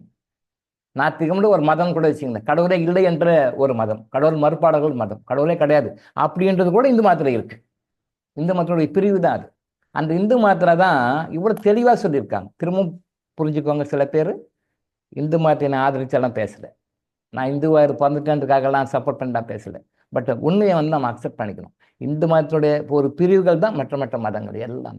எல்லா கான்செப்டும் இதில் இருக்குது, இன்க்ளூடிங் நாத்திகவாதம், அதுவும் இதில் இருக்குது. அப்போ இந்து மதத்தில் பாருங்க, நம்முடைய முன்னோர்களை 84 நாட்கள் வருடத்திற்கு நினைத்து அவங்களுக்கு என்னென்ன செய்யணும்னு சொல்லியிருக்காங்க. நம்ம ஜென்ரலாக கும்பிட்றோம், அமாவாசை கும்பிட்றோம், இல்லை ஆடி அமாவாசை, மகாலி அமாவாசை, தை அமாவாசை, இப்படி ஒரு 3-4 நாள் செலக்ட் பண்ணி கும்பிட்றோம்.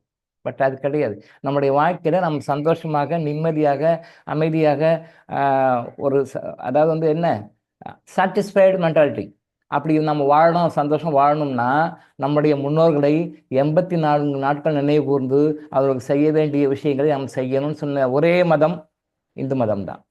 84 days. இன்னைக்கு வரைக்கும் எந்த ஒரு ஆன்மீகவாதியும் இந்த 84 days பற்றி பேசவே இல்லை. நீங்கள் வேணால் பாருங்கள், நீங்கள் சோசியல் மீடியா எதை வேணாலும் பாருங்கள், கர்மானஜி நீங்கள் ஒன்றை தவிர வேறு யாருமே இதை பற்றி பேசவே மாட்டாங்க. 84 days அவங்கள பற்றி நாம் நினைக்கணும், அவங்களுக்கு ஒன்று சில பரிகாரங்களை செய்யணும், அவங்களோட சில விஷயங்களை அவங்கள கூல் பண்ணணும், அதை பண்ணணும். அதை பண்ணால் தான் நம்ம வந்து லைஃப்பில் ஹாப்பியாக இருப்போம். அதை சொன்ன ஒரே மதம் இந்து மதம் தான். அதையும் யாருமே சொல்லலை இது வரைக்கும், நம்ம மட்டும்தான் சொல்கிறோம், கர்மானஜி ஹீலிங்களை மட்டும்தான் சொல்கிறோம். எந்த ஆன்மீக அமைப்பும் இது வரைக்கும் சொல்லலை. நீங்கள் சேலஞ்ச் பண்ணி சொல்கிறீங்க, வேணால் போய் பாருங்கள். 84 நாட்கள் நம்மளுடைய முன்னோர்களை பற்றி நினைக்கணும், பேசணும், வேறு ப்ரொசீஜர் இருக்குது, அது ஃபியூச்சரில் சொல்லுவோம். அப்படி பண்ணால் நம்ம நல்லா இருப்போம். நம்ம நல்லா இருக்கிறதுக்கு இந்த இவங்களை வந்து நினைவு கூர்ந்து சில விஷயங்கள் நம்ம செய்யணும் அப்படின்னு சொல்லுகின்ற ஒரே ஒரு அமைப்பு இன்னைக்கு வந்து கர்மானஜி ஹீலிங் மட்டும்தான். அது என்ன, எப்படி பண்ணணுன்ட்டு நம்ம ஃபியூச்சரில் சொல்லுவோம், அடுத்தடுத்த வகுப்புகள் நம்ம நெக்ஸ்ட் இயரில் சொல்லுவோம். சரியா? அப்போது அவங்களுடைய தொடர்புகள் இருக்குது. நீங்கள் பொதுவாக மனிதர்களில் எல்லாமே நம்மளுடைய நன்மை தீமைகளுக்கு காரணமாக இருக்கிறாங்க. நம்ம சுகப்படுறதுக்கும் அவங்க தான் வழிகாட்டுறாங்க, துக்கப்படுறதுக்கும் அவங்க தான் வழிகாட்டுறாங்க அப்படின்னு நம்ம சொல்லியிருக்கோம். தெய்வ மனுஷர் ஒப்பனே, நீங்கள் ஒரு பிஸ்னஸ் லாஸ் ஆகணும்னா கூட இப்படி தான் வந்து பண்ணி விடுவாங்க. இல்லை வந்து வெளியே வரணுன்னா கூட பாரி வரணுன்னாலும் லெவலுக்கு போகிறதுக்கு ஒன்று காட்டுவாங்க, அதை பிரேக் பண்ணுறதுக்கு ஒருத்தரை காட்டுவாங்க. அவர் வந்து வருவார், அவர் சொல்லுவார், ஏதோ ஒன்று பண்ணி திருப்பி லாஸ் ஆகி போயிடுவாங்க. திருப்பியும் அப்போ கற்றுக்க ஒத்து வருவாங்க. அப்போ சரியான வழிகாட்டுக்கு ஒத்து வருவார், தப்பான வழிகாட்டுக்கும் அப்பப்போ வருவாங்க.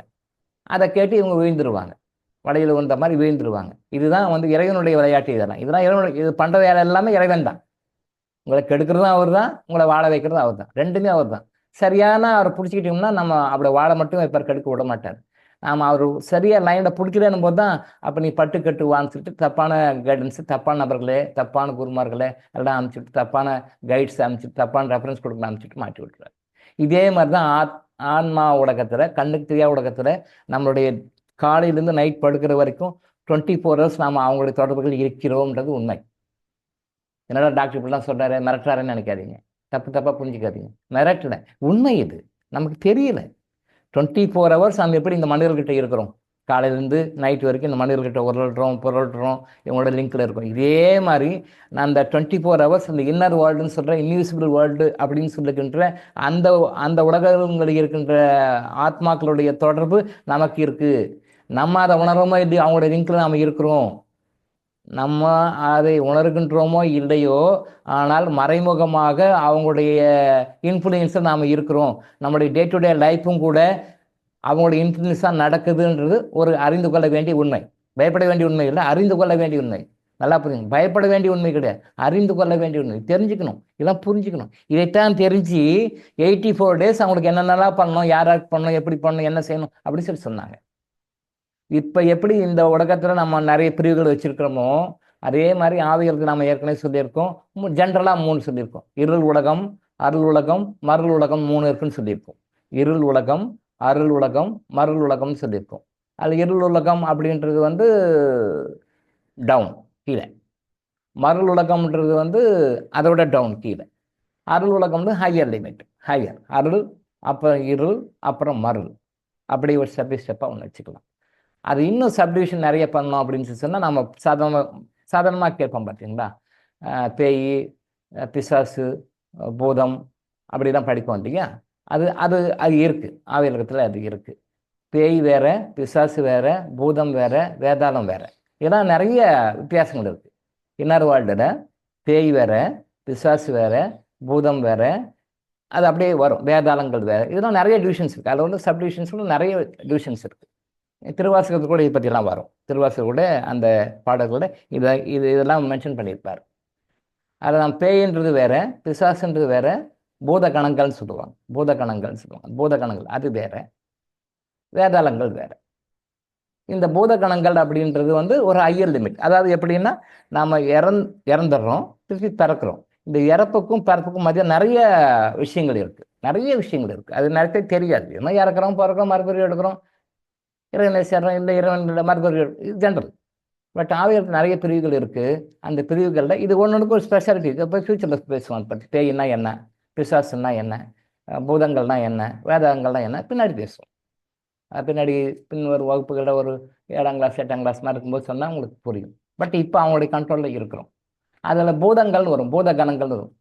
கணபதி அப்படின்ற ஏன் விநாயகர் பேர் வச்சோன்னா, அந்த இந்த மாதிரி கணங்களுக்கு அவர் அதிபதி. பதினா தலைவன் அர்த்தம், பதினா தலைவன் அர்த்தம். கணங்களுக்கு பதி, கணபதி.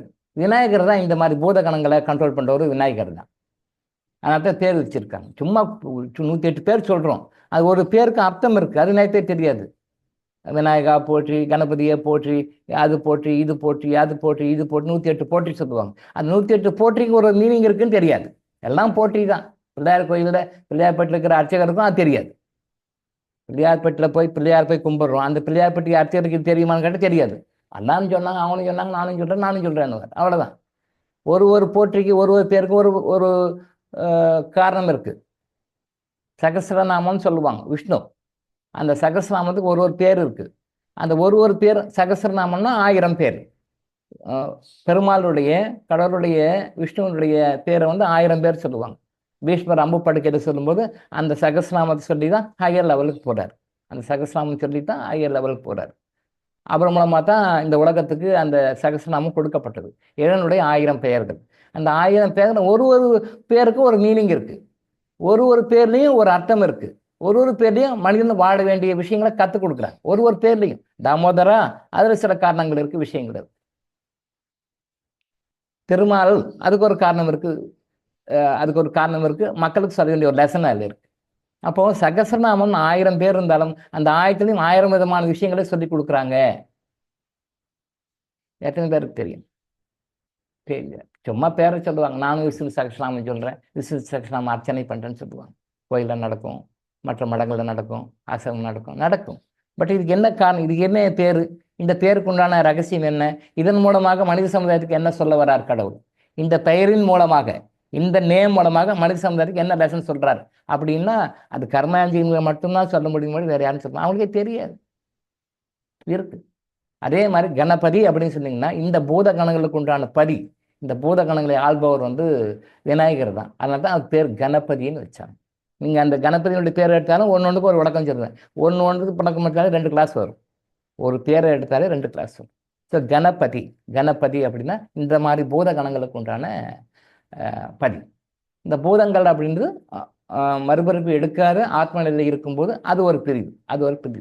சாதாரண டாக்டர்ஸ் பாரு, பூதமாட்டம் அந்த ப்ராப்பர்ட்டி காத்துட்டு கறக்கான்னு சொல்லுவாங்க. பூதமாட்டம் அதை பார்த்துங்கிறாம படும், பூதம்னு சொல்லுவாங்க. பூதம்ன்றது ஒரு வகையான மறுபிறப்பு எடுக்காத ஆவியத்தில் இருக்கின்ற ஒரு ஆத்மா.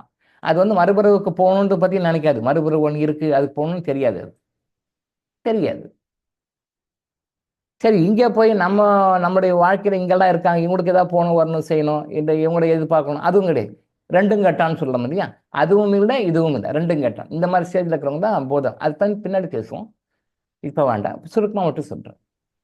அந்த பூதங்கள், இந்த பூதங்களை வந்து சில விஷயங்கள் மூலமாக வசியம் பண்ணிக்கலாம். இந்த பூதங்களை வந்து வசியம் பண்ணிக்கலாம்.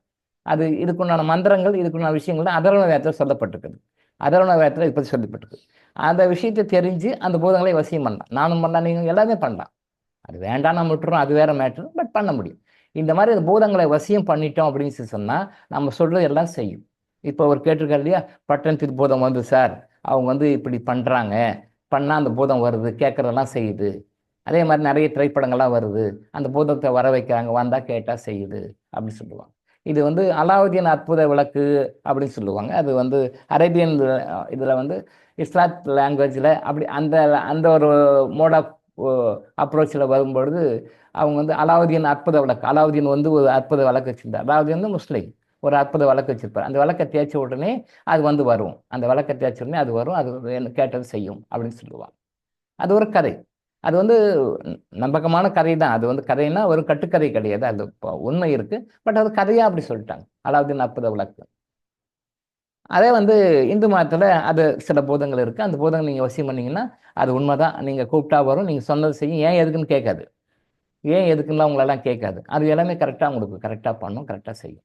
அண்டர்ஸ்டாண்டிங் நல்லா இருக்கும். அது அது வந்து உங்கள் கண்ணுக்கு மட்டும் தான் தெரியும், மற்றவங்க கண்ணுக்கு தெரியாது.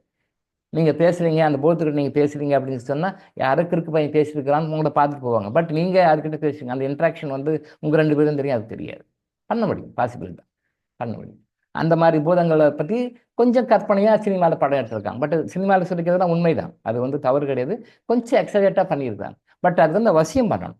இவங்க நினைக்கிற மாதிரி எங்கேயோ ஒன்று வராது. பட் சில வசியங்கள் இருக்குது, வசிய மந்திரங்கள் இருக்குது, அது சில ப்ரொசீஜர்ஸ் இருக்குது. அதை நீங்கள் கரெக்டாக ஃபாலோ பண்ணால் அது பூத்தை வசியம் பண்ணிக்கலாம், அது சொல்கிறத வந்து செய்யும்.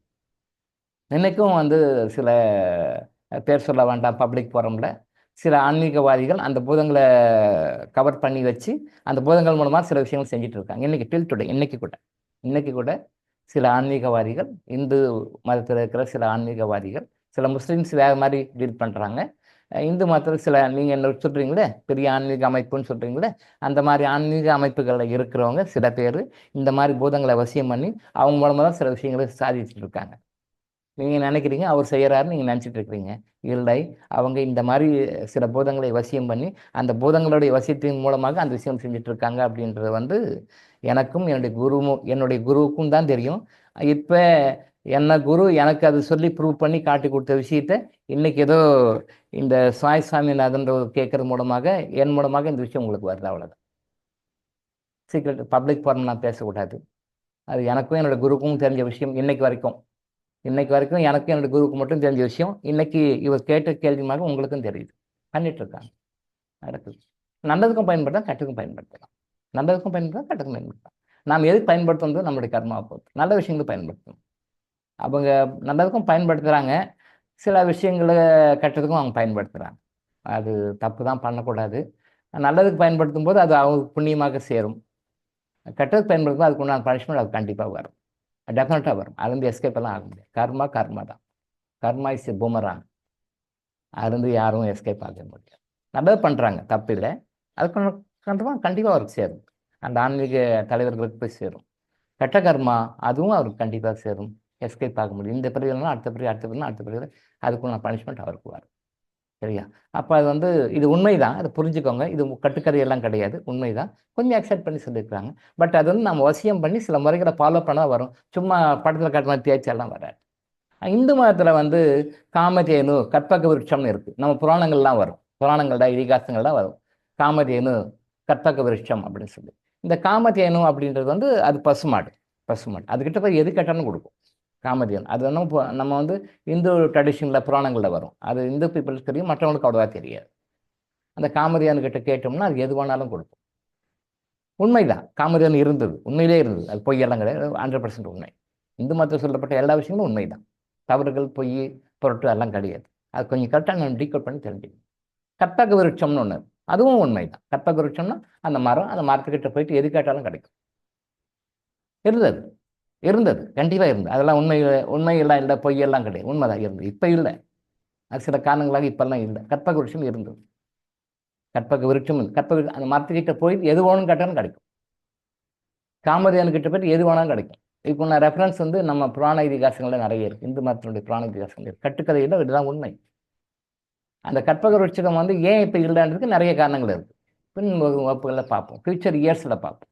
இப்போ கற்பக விருட்சம் ஒரு எக்ஸாம்பிளுக்காக சொன்னோம்னா, ஒருத்தர் போகிறாரு, கற்பகுறிச்சிட்டு போகிறார். அது கற்பகுறிச்சம் அவருக்கு தெரியாது, ஒரு கதை இது. பட்டு இதில் கற்றுக்கொள்ள வேண்டிய பாடங்கள் அதில் இருக்குது. கற்பகுருட்சம் இப்போ இல்லை, அப்போ இருந்தது, உண்மையிலே இருந்தது. கற்பகுறிச்சிட்டு ஒருத்தர் போகிறாரு, காடு வழியாக போகிறாரு. அது கற்பகுறிச்சம் அவருக்கு தெரியல. இப்போ கற்பகுறிச்சிட்டு போய் அப்போ உட்கார், அப்பா என்ன வெயில், என்ன இதுவாக இருக்குது, இந்த டைமில் வந்து ஒரு குடிக்க தண்ணி கிடச்சா எப்படி இருக்கும் அப்படின்னு நினைக்கிறாரு. உடனே ஒரு கூலையிலே தண்ணி வருது. தண்ணியா, பரவாயில்லையே அப்படின்னு சொல்லி தண்ணி தாகம் தீர்த்துக்கிறார்.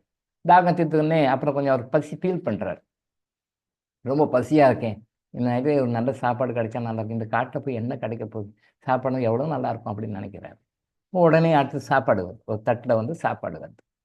சாப்பிட்றாரு. பரவாயில்லப்பா, நாம் ஏதோ கேட்டதெல்லாம் கிடைக்குது, பரவாயில்ல, பகவான் நம்மளை கண் திறந்துட்டார் அப்படின்னு சொல்லிட்டு சாப்பாடை சாப்பிட்டுட்டு அப்புறம் டயர்டாக இருக்குது. உண்ட மயக்கம் தொண்டனுக்கு உண்டுன்னு இல்லையா, நல்லா ஹெவியாக சாப்பிட்றேன், நல்லா வெரைட்டி ஆஃப் மீல்ஸ் இல்லையா, நல்ல வெரைட்டி ஆஃப் அரிசை உணவு சாப்பிட்றாரு. நல்லா சாப்பிட்டோன்னே டயர்டாக, அப்பா தூங்கணும்னு நினைக்கிறோம், நல்லா டயர்டாக இருக்குது. ஆனால் இந்த இடத்துல வெறும் காட்டில் போய் எப்படி போய் படுக்குது, ஒரு பெட்டு இருந்து, ஒரு நல்ல தலையாணி பாய் இருந்து, அல்லது ஒரு பெட்டு நல்லா இருந்தால் நல்லா இருக்குன்னு, எவ்வளோ நல்லா இருக்கு, இங்கே போய் இந்த மேடு படுக்கிறதுன்னு நினைக்கிறார். உடனே ஒரு அருமையான பெட்டு வருது, பெட்டில் அருமையாக அழகாக படுக்கிறார், தூங்குறார். நல்லா சந்தோஷமாக இருக்கிறார், ஹாப்பி, நல்லா சாப்பிட்ட மயக்கம் தூங்குறார், நல்லா ஜாலியாக இருக்கிறார்.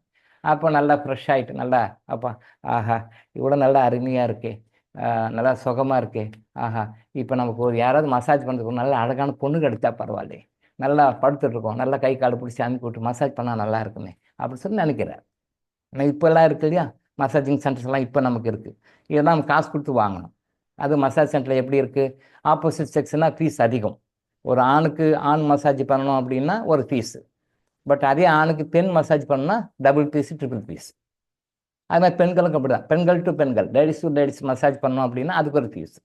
அந்த பெண்களுக்கு ஆண்கள் வந்து பண்ணோம்னா அதுக்கு double the fees, triple the fees. அது உங்களுடைய கெப்பாசிட்டியை பொறுத்து. நீங்கள் எந்த மாதிரி மேல் பார்ட்னர் அல்லது ஃபீமேல் பார்ட்னர் யாரோ வரணும், உங்களுக்கு கை கால் வச்சு மசாஜ் பண்ணணும் அப்படின்னு சொல்லி கேட்டால் நடக்குது. சென்னையில் நிறைய இருக்குது, எல்லா சிட்டி மெட்ரோ சிட்டிஸில் நிறைய இருக்குது. வேறு பேர் நடத்துகிறாங்க, மசாஜ் சென்டர்னு சொல்லிட்டு. மசாஜ் சென்டருக்குலாம் போனீங்கன்னா உங்கள் பேமெண்ட் கெப்பாசிட்டியை பொறுத்து உங்களுக்கு யார் சார் வேணும்னு கேட்பாங்க, அவங்களே கேட்பாங்க. உங்களுக்கு யார் வேணும்னா யார் வேணாலும் சொல்லுவாங்க. ஆப்போசிட் செக்ஸ், மேலுக்கு ஃபீமேலுக்கு மேலும் ஒன்றா அதுக்கு சார்ஜஸ் அதிகமாகும். அதில் நிறைய வெரைட்டிஸ்லாம் வச்சுருக்காங்க. அதுக்கு நீங்கள் பேமெண்ட் பண்ணுற மாதிரி அவங்க வந்து மசாஜ் பண்ணுவாங்க. இது ஃபிசிக்கல் வேர்ல்டு இப்போ நடக்குது, மெட்ரோ சிட்டியில் நிறைய நடக்குது. இப்போ சின்ன சின்ன டவுனில் கூட வந்துருச்சு. இப்போ district centre, district head quarters அந்த மாதிரி சின்ன சின்ன ஊர்களில் கூட வந்துருச்சு இப்போ. பட் இப்போ இந்த கதையில் வந்து இவர் நினைக்கிறார் மசாஜ் பண்ணி விட்டால் நல்லா இருக்குமே நினைக்கிறார். ஓகே, அந்த அம்மா ஒரு அழகான ஒரு அம்மா வராங்க, மசாஜ் பண்ணி விட்றாங்க, நல்லா என்ஜாய் பண்ணுறேன், எவ்வளோ அருமையாக இருக்குது, ரைட், ஓகே, ரொம்ப சந்தோஷம், ஓகே. அடுத்தது நினைக்கிறாரு, ஆமாம் இவ்வளோ நல்லா சந்தோஷமாக மசாஜ் பண்ணி விட்றாங்க, நம்ம நல்லா படுத்து நல்லா என்ஜாய் பண்ணிட்டுருக்கோம், ரைட்டு, ஓகே. இந்த மாதிரி டைமில் காட்டில் இருக்கிறோன்னே புடிக்கிடி வந்து ஏதாவது வந்து அடிச்சு போச்சா என்ன பண்ணுறதுன்னு நினைக்கிறாரு. அது என்ன நினைக்கிறா, அடுத்தது இவ்வளோ காட்டில் இருக்குமே, இவ்வளோ சுகமாக ஒரு பெண்மணி வராங்க, நம்ம கை காலம் அமுக்கி விடுறாங்க, நல்லா சுகமாக எதமாக இருக்குது, இது இப்படியே இருந்தால் நல்லாயிருக்கும், இது காடாக இருக்கே, புடிக்கிளியான வந்துட்டா என்ன பண்ணுறது, வந்து அடிச்சிட்டா என்ன பண்ணுறதுன்னு நினைக்கிறேன். நினச்ச உடனே அடுத்த செகண்ட் புலி வருது, அடிச்சு போட்டு. புரியுதுங்களா, நினைக்கிறாரு, நினச்ச உடனே புலி வருது, அடிச்சு போட்டுட்டு காலி. இவரும் காலி, இவருக்கு மசாஜ் பண்ண அந்த லேடியும் காலி, அடிச்சு போட்டு போயிடுது. இதுதான் கதை. புரியுதுங்களா, இதுதான் கதை. இப்போ இது என்ன தெரியுது, கற்பக வருஷத்துல கேட்குறோம், ரைட்டு, ஓகே. ஆனால் என்ன கேட்கணும், எப்படி கேட்கணும் நமக்கு தெரியுது இல்லை. மற்றெல்லாம் கேட்குறாலும் ரைட்டு, ஓகே. மசாஜ் பண்ணுறதுக்கு பெண்மணி வேணும்னு கேட்குற அளவுக்கு ரைட்டு, ஓகே.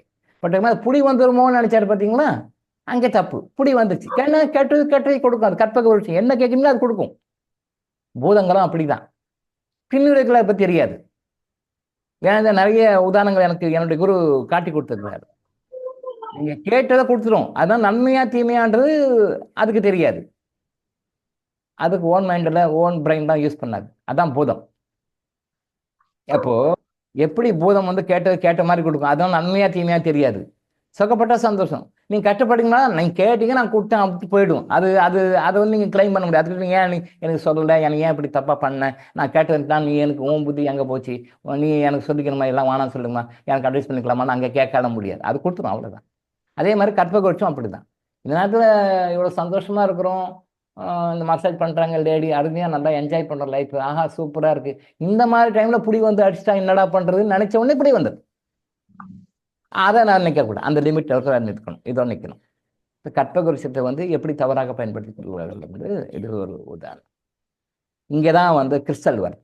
கிறிஸ்டல் எப்படி வருதுன்னா, கிறிஸ்டலும் வந்து ஒரு வகையான பூதம் தான். ஆனால் அவங்க நல்லது மட்டும்தான் கொடுக்கும். கிறிஸ்டலும் ஒரு வகையான பூதம்னே வச்சுக்கலாம் நாம. அண்டர்ஸ்டாண்டிங்காக சொன்னது. பூதம் இல்லை, அது இறைவனுடைய ஒரு வடிவம். அது இறைவனுடைய ஒரு வடிவம். God is equal to crystal, crystal is equal to God, God is equal to crystal, crystal is equal to God. கடவுளும் கிறிஸ்டல் ரெண்டு ஒன்று தான்.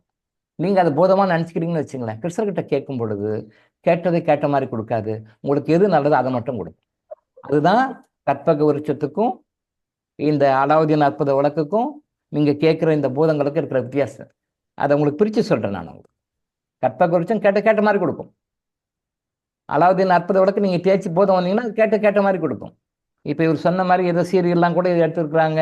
இது சினிமாலாம் நிறையா இருக்குது. கமலஹாசன் நடித்த படம் இருக்குது, ஜெய்சங்கர் நடித்த படம் இருக்குது, நாகேஷன் ஜெய்சங்கர் நடிச்சிருக்காங்க. அந்த காலத்திலே பட்னாய் போதும் ஏதோ நிறைய சொல்லியிருக்காரு. இதெல்லாம் உண்மைதான். ஆனால் அதில் வந்து எது கேட்குதோ கேட்ட மாதிரி அது கொடுத்துடும். அதெல்லாம் நன்மையா தீமையாண்டு வேறு சமாச்சாரம். பட் கிறிஸ்டலில் நீங்கள் அறைய கேட்குறீங்க, அதுவும் ஒரு வகையான கடவுளுடைய இன்னொரு வடிவம் அது. ஆனால் இந்த கடவுள் போதத்துக்கிட்ட கேட்டிங்கன்னு வச்சுங்களேன், அது மற்ற போதங்களை கேட்டிங்கன்னா கேட்ட மாதிரி கொடுக்க, நீ உருப்படியா நாசமா போவியா நல்லா போவியான்னு அது பார்க்காது. கேட்டால் கொடுத்துட்டேன், அவ்வளோதான். பட் கடவுள்ன்ற போதத்துக்கிட்ட நீங்கள் போனீங்க அப்படின்னா அவர் அப்படி பண்ண மாட்டார். அவர் கிறிஸ்டல் ஃபார்மில் வருவார். நீங்கள் கிறிஸ்டலில் கேட்பீங்க. நல்லா புரிஞ்சுக்கோங்க, நீங்கள் கேட்குறத கொடுப்பாரா கொடுக்க மாட்டாரான்றது கேரண்டி சொல்ல முடியாது. ஆனால் நல்லது மட்டும்தான் கொடுப்பார். நீங்கள் அதுக்கிட்ட எது கேட்டாலும் அது நல்லதாக மாற்றி விட்டுருவார். நீங்கள் ஒரு விஷயம் கேட்குறீங்க, அது நல்லது அப்படின்னா அதை எக்ஸிக்யூட் பண்ணி கொடுத்துருவார். அது எவ்வளோ தடைகள் எவ்வளோ இருந்தாலும் நல்லதுன்னா பண்ணி கொடுத்துருவார். அது கெட்டதுன்னா என்ன பண்ணுவார்? பண்ண மாட்டார். விட்டுருவார். அப்படி இல்லை, விட மாட்டார். அப்போ நீ தெரியாமல் கேட்குறப்ப அது தப்பு, அப்படி இல்லை, நீ இப்படி வான்னு சொல்லிட்டு வேற ரூட் அப்படியே ட்ராக் பண்ணி கொண்டு போயிட்டு எண்ட் ரிசல்ட் டோட்டல் ஹாப்பினஸை கொண்டு விடுவார். அப்படி எந்த போதத்தை பிடிக்கணும்? கடவுள்ன்ற போதத்தை பிடிக்கணும். அந்த கடவுள் போதம் என்ன பண்ணோம்னா, நல்லா புரிஞ்சுக்கோங்க, திரும்ப மைண்டை வச்சுக்கோங்க. நான் திரும்ப சொல்ல காரணம், ரிப்பீட் பண்ண காரணம் என்ன, இது உங்கள் மைண்டை அப்படியே பிடிச்சிக்கணும். அவங்க மைண்ட் அப்படி இதோடு இல்லை, அடுத்த ஜென்மங்களுக்கு இப்போ நான் சொல்கிற வார்த்தை அப்படியே உங்கள் ஆத்மாவில் பதியணும். இந்த ஜென்மத்தோடு இல்லை, அடுத்தடுத்த பிறவிகளில் கூட டாக்டர் இந்த ஜென்மத்தில் இந்த டேட்டில் இந்த டைமில் இந்த இடத்துல இருந்து சொன்னார் அப்படின்றது உங்கள் மைண்டில் அப்படியே அடி மனசில் பதிஞ்சிடணும். இது நெக்ஸ்ட் ஜென்மாவுக்கும் அடுத்த பிறவிகளுக்கும் கேரியர் கொண்டு வரணும். அதுக்காக தான் நான் திருப்பி சொல்கிறேன். காரணம் வந்து அதுதான். சில பேர் டாக்டர் ரிப்பீட் பண்ணுறீங்க அப்படின்னு சொல்கிறாங்க. ரிப்பீட் பண்ணுறீங்கன்ற காரணம் அவங்க வேறு, டைம் வேஸ்ட் ஆகுது, இருக்கிற டைமில் கொஞ்சம் நிறைய மெசேஜ் நீங்கள் சொல்லணும், நீங்கள் இதையே திருப்பி சொல்கிறீங்கன்னு அவங்களுடைய கருத்து. தப்பு இல்லை, கரெக்டு தான். ஆனால் அதை நான் என்ன சொல்கிறேன், அது இந்த ஜென்மத்தில் மட்டும் இல்லை, அடுத்தடுத்த ஜென்மங்களுக்கும் வர்ற மாதிரி உங்கள் சப்கான்ஷியஸ் மைண்டை பதியணுன்றதுக்காக தான் அதை நான் திருப்பி சொல்கிறேன். திரும்பவும் புரிஞ்சுக்காங்க. இது வந்து இந்த மெசேஜ் வந்து உங்களை பல வகையில் வழிகாட்டும், பல வகையில் உங்களுக்கு சேனல்ஸ் பண்ணி கொடுக்கும், பலவங்களை லீட் பண்ணி கொண்டு போகும். அதுக்காக இந்த விஷயத்தை உங்கள் சப்கான்ஷியஸ் மைண்டில் பதிச்சு அடுத்தடுத்த பிறகுகளுக்கும் இந்த உண்மை உங்கள் மைண்டில் வரணும், தாட் வரணும். அதுக்காக தான் திருப்பி. ஸோ இந்த கிறிஸ்டல் என்கின்ற கடவுள் என்கின்ற இந்த போதத்தை நீங்கள் பிடிச்சிக்கிட்டீங்கன்னா, நீங்கள் எந்த டிமாண்டு வச்சாலும் அதை எக்ஸிக்யூட் பண்ணும். எப்படி எக்ஸிக்யூட் பண்ணணும்னா, அதை எக்ஸிக்யூட் பண்ணால் உங்களுக்கு நீங்கள் கேட்குற மாதிரி பண்ணால் உங்களுக்கு முழுமையாக சந்தோஷம் ஆனந்தம் கிடைக்கும் அப்படின்னா அதை எக்ஸிக்யூட் பண்ணி கொடுக்கும். இல்லை இதனால் பின்னாடி வந்து நீங்கள் கஷ்டப்படுவீங்க, இப்போ சுகப்படுறீங்க, இப்போ நல்லதுன்னு நினைக்கிறீங்க, ஆனால் பின்னாடி கஷ்டப்படுவீங்க, அதுக்கு தெரியும். It knows everything, present future past எல்லாமே அதுக்கு தெரியும், மூணுமே அதுக்கு தெரியும். அப்போ இது வேண்டாம்ப்பா தப்புன்னு சொல்லிட்டு அதை ஃபெயிலியர் பண்ணி விட்டுருவோம். ஃபெயிலியர் பண்ணி விட்டு டீல் விட்டுறாது. உடனே அடுத்தது என்ன சேனல் பண்ணும், உனக்கு சரியான பாத்து எது, உனக்குன்னு எது சரியான பாத்து, எந்த ரூட்டில் போனால் உனக்கு சரியாவ அப்படின்னு சொல்லி கரெக்டாக சேனலைஸ் பண்ணி கொண்டு போய் விடும். இதுதான் கிறிஸ்டல் என்கின்ற கடவுள் என்கிற போதத்தை பயன்படுத்துவதற்கும் இப்போ நீங்கள் சினிமாவில் பார்க்குற போதங்களை பயன்படுத்துவதற்கும் இருக்கிற வித்தியாசம். இந்த நீங்கள் சினிமாவில் பார்க்காத வேற சில விஷயங்கள்லாம் இருக்குது, அது இப்போ வேண்டாம், பின்வரும் வாப்புகள் நம்ம சொல்லுவோம். ஸோ போதங்களை வந்து கேட்ட மாதிரி கொடுக்குது நமக்கு சந்தோஷம், அப்படி இல்லை, கேட்ட மாதிரி கொடுக்குது சில டைம் நமக்கு ஆப்போசிட்டாகவும் இருக்கும். ஸோ கிறிஸ்டல் நீங்கள் கேட்கும் பொழுது அது ஃபில்டர் பண்ணிக்கும். உங்களுக்கு நல்லது நடக்கும்னா நல்லது பண்ணி கொடுக்கும், கெட்டது நடக்கும்னா அதை அவாய்ட் பண்ணிவிடும். அதே டைமில் உங்களோட எந்த ரூட்டில் கொண்டு போனால் நீங்கள் பின்னால் வந்து சந்தோஷத்தை நிம்மதியை ஆனந்தத்தை நீங்கள் அடைவீர்களோ அந்த சரியான பாதை கொண்டு போயிட்டு உங்களை கரெக்டாக கொண்டு விடும். கிறிஸ்டல் அந்த வேலையை செய்யும். ஸோ கடவுள் என்கின்ற கிறிஸ்டல் என்கின்ற அந்த போத்தை நீங்கள் பயன்படுத்துங்க. இந்த மாதிரி போத்தையெல்லாம் பயன்படுத்த வேண்டாம், ஆனால் பயன்படுத்த முடியும். அதனால் வேறு சில இருக்குது, கிட்டத்தட்ட ஒரு 1 இயர் நீங்கள் அதை கரெக்டாக ரெகுலராக ப்ராக்டிஸ் பண்ணிங்கன்னா அந்த போத்தை வர வைக்கலாம், பண்ணலாம் சார், பண்ண முடியும், பாசிபிள் தான். சரியா? உங்களுக்கு தெளிவான விளக்கத்தை கொடுத்துருக்கேன்னு நான் நினைக்கிறேன். கிட்டத்தட்ட ரொம்ப நேரம் டைம் அடிச்சு, பட் தெளிவான விளக்கத்தை கொடுத்துருக்கேன்னு நான் நினைக்கிறேன். ஓகே. ஏன்னா எல்லாம் தெரிஞ்சுக்கணும் அப்படின்னா என்ன, வாழ்க்கையில் வந்து இன்னர் வேர்ல்டு வந்து நம்மளை கண்ட்ரோல் பண்ணுது. அதான் சிம்பிளாக நம்ம சொல்லுவோம், அடிக்கடி சொல்லுவோம், இன்விசிபிள் கண்ட்ரோல்ஸ் விசிபிள். மூணு வார்த்தை தான், இன்விசிபிள் கண்ட்ரோல்ஸ் விசிபிள். இது உங்கள் லைஃப்பில் எல்லாத்துக்கும் சொல்யூஷன் இதான். இன்விசிபிள் கண்ட்ரோல்ஸ், கண்ணுக்கு தெரியாதது கண்ணுக்கு தெரிந்ததை கட்டுப்படுத்துகிறது. இது நீங்கள் டெவலப் பண்ணி வெவ்வேறு வார்த்தைகள் போட்டுக்கலாம், டெவலப் பண்ணிக்கலாம். பட் பேசிக் என்ன, இன்விசிபிள் கண்ட்ரோல்ஸ் விசிபிள். கண்ணுக்கு தெரிகின்ற விஷயங்கள் அனைத்தையும் கண்ணுக்கு தெரியாத விஷயங்கள் கட்டுப்படுத்துகின்றன. நம்முடைய வாழ்க்கையில் எல்லா நிகழ்வுகளையும் கண்ணுக்கு தெரியாத விஷயங்கள் கட்டுப்படுத்துகின்றன. அந்த கண்ணுக்கு தெரியாத விஷயங்கள் இன்னர் வேர்ல்டுன்னு ஒன்று இருக்குது. அந்த இன்னர் வேர்ல்டை பற்றி நம்ம தெரிஞ்சுக்கிட்டோம் அப்படின்னா நம்ம இந்த வாழ்க்கையில் நம்ம சந்தோஷமாக நிம்மதியாக ஆத்மார்த்தமாக வாழ்ந்து அடுத்த லெவலுக்கு போவோம். இன்னர் வேர்ல்டோட இன்ஃப்ளூயன்ஸு 24 ஹவர்ஸ் நம்மளுடைய எல்லா லைஃப்லையுமே இருக்குது. இன்னர் வேர்ல்டு லிங்க் இல்லாமல் நம்மளுடைய லைஃப்பில் பாசிட்டிவ் இல்லை, நெகட்டிவ் இல்லை. இன்னும் சொல்ல போனால் இன்னும் ஒரு அடிஷ்னல் பாயிண்ட்டாக சொல்லணும்னா, முதல்ல இன்னர் வேர்ல்டு ஒரு விஷயம் நடக்கும், அது பிறகு தான் இங்கே நடக்கும். முதல்ல இன்னர் வேர்ல்டில் ஒரு விஷயம் நடக்கும், அப்புறம் தான் இங்கே நடக்கும். ஒரு பூகம்பம் சுனாமி வருது அப்படின்னா இன்னர் வேர்ல்டு ஃபர்ஸ்ட் நடந்துடும், அதுக்கு பிறகு தான் இங்கே ஃபிசிக்கல் வேர்ல்டு நடக்கும். இது பெரிய சப்ஜெக்ட், இப்போ கன்ஃபியூஸ் பண்ணி கொண்டா தெரிஞ்சுக்கணும். இந்த அளவுக்கு தெரிஞ்சுக்க பின்னால் பார்த்துக்கலாம். ஒரு நல்ல விஷயம் நடக்குது அப்படின்னு சொல்லி சொன்னால் அது இன்னர் வேர்ல்டாக முதல்ல நடந்துடும், அதுக்கு பிறகு தான் எக்ஸ்டர்னல் வேர்ல்டு நடக்கும். கொரோனா வந்து 2020 கொரோனா வந்தது, 2020 கொரோனா வந்தது. அந்த கொரோனா வந்து ஃபிசிக்கல் வேர்ல்டில் வந்து 2020 வந்தது. ஃபிசிக்கல் வேர்ல்டில் கொரோனா வந்து 2020 வந்தது. பட் இந்த இன்னர் வேர்ல்டு சொல்கிறோம் இல்லையா, அந்த இன்னர் வேர்ல்டில் 4 வருஷத்துக்கு முன்னாடியே வந்துடுச்சு. 4 வருஷத்துக்கு முன்னாடியே 2016 கொரோனா வந்துடுச்சு. அது மற்றவங்களுக்கு தெரியாது. அது இன்னர் வேர்ல்டை பற்றி தெரிஞ்சவங்களுக்கு தான் தெரியும், மற்றவங்களுக்கு தெரியாது. உங்களுக்கே இது ஆச்சரியமாக தான் இருக்கும். என்னடா டாக்டர் உடறாரா, இதை மென்டல் ஆகிட்டாரா, என்ன ஒன்றும் புரியல, ஏதோ சொல்கிறாரு. பட் இதுதான் உண்மை. தெரியாதவங்களுக்கு ஒரு விஷயத்த சொல்லும்போது அதை புரிஞ்சு கொள்ளப்படுதுன்னா இப்படி தான் நினைப்பாங்க, மென்டலோ என்னமோ ஆகி போச்சோ, என்ன இப்படிலாம் சொல்கிறாங்க அப்படின்னு சொல்லுவாங்க. அவர் ஒரு டைப்புங்க, அவர் மாதிரிங்க அப்படின்னுவாங்க. அவர் ஒரு டைப்பு, அவர் மாதிரினா அவரையும் இவங்களால புரிஞ்சிக்க முடியல. அவர் லெவலுக்கு போய் இவங்க புரிஞ்சிக்க முடியலன்னா நம்ம என்ன பண்ணுவோம், அவர் ஒரு டைப்புங்க, அவர் மாதிரிங்க அப்படின்னு நம்ம சொல்லிடுவோம். அப்படி இல்லை, நம்ம அவங்க லெவலுக்கு போய் அவங்களை புரிஞ்சிக்கலன்னு அர்த்தம். இன்னர் வேர்ல்டில் 2016 கொரோனா வந்துருச்சு. பட் ஃபிசிக்கல் வேர்ல்டில் 4 வருஷம் கழித்து கொரோனா வருது.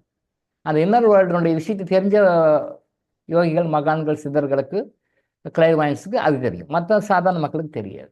ஸோ உலகத்தில் நடக்கிற எல்லா விஷயங்களுக்குமே முதல்ல இன்னர் வேர்ல்டில் நடக்கும்.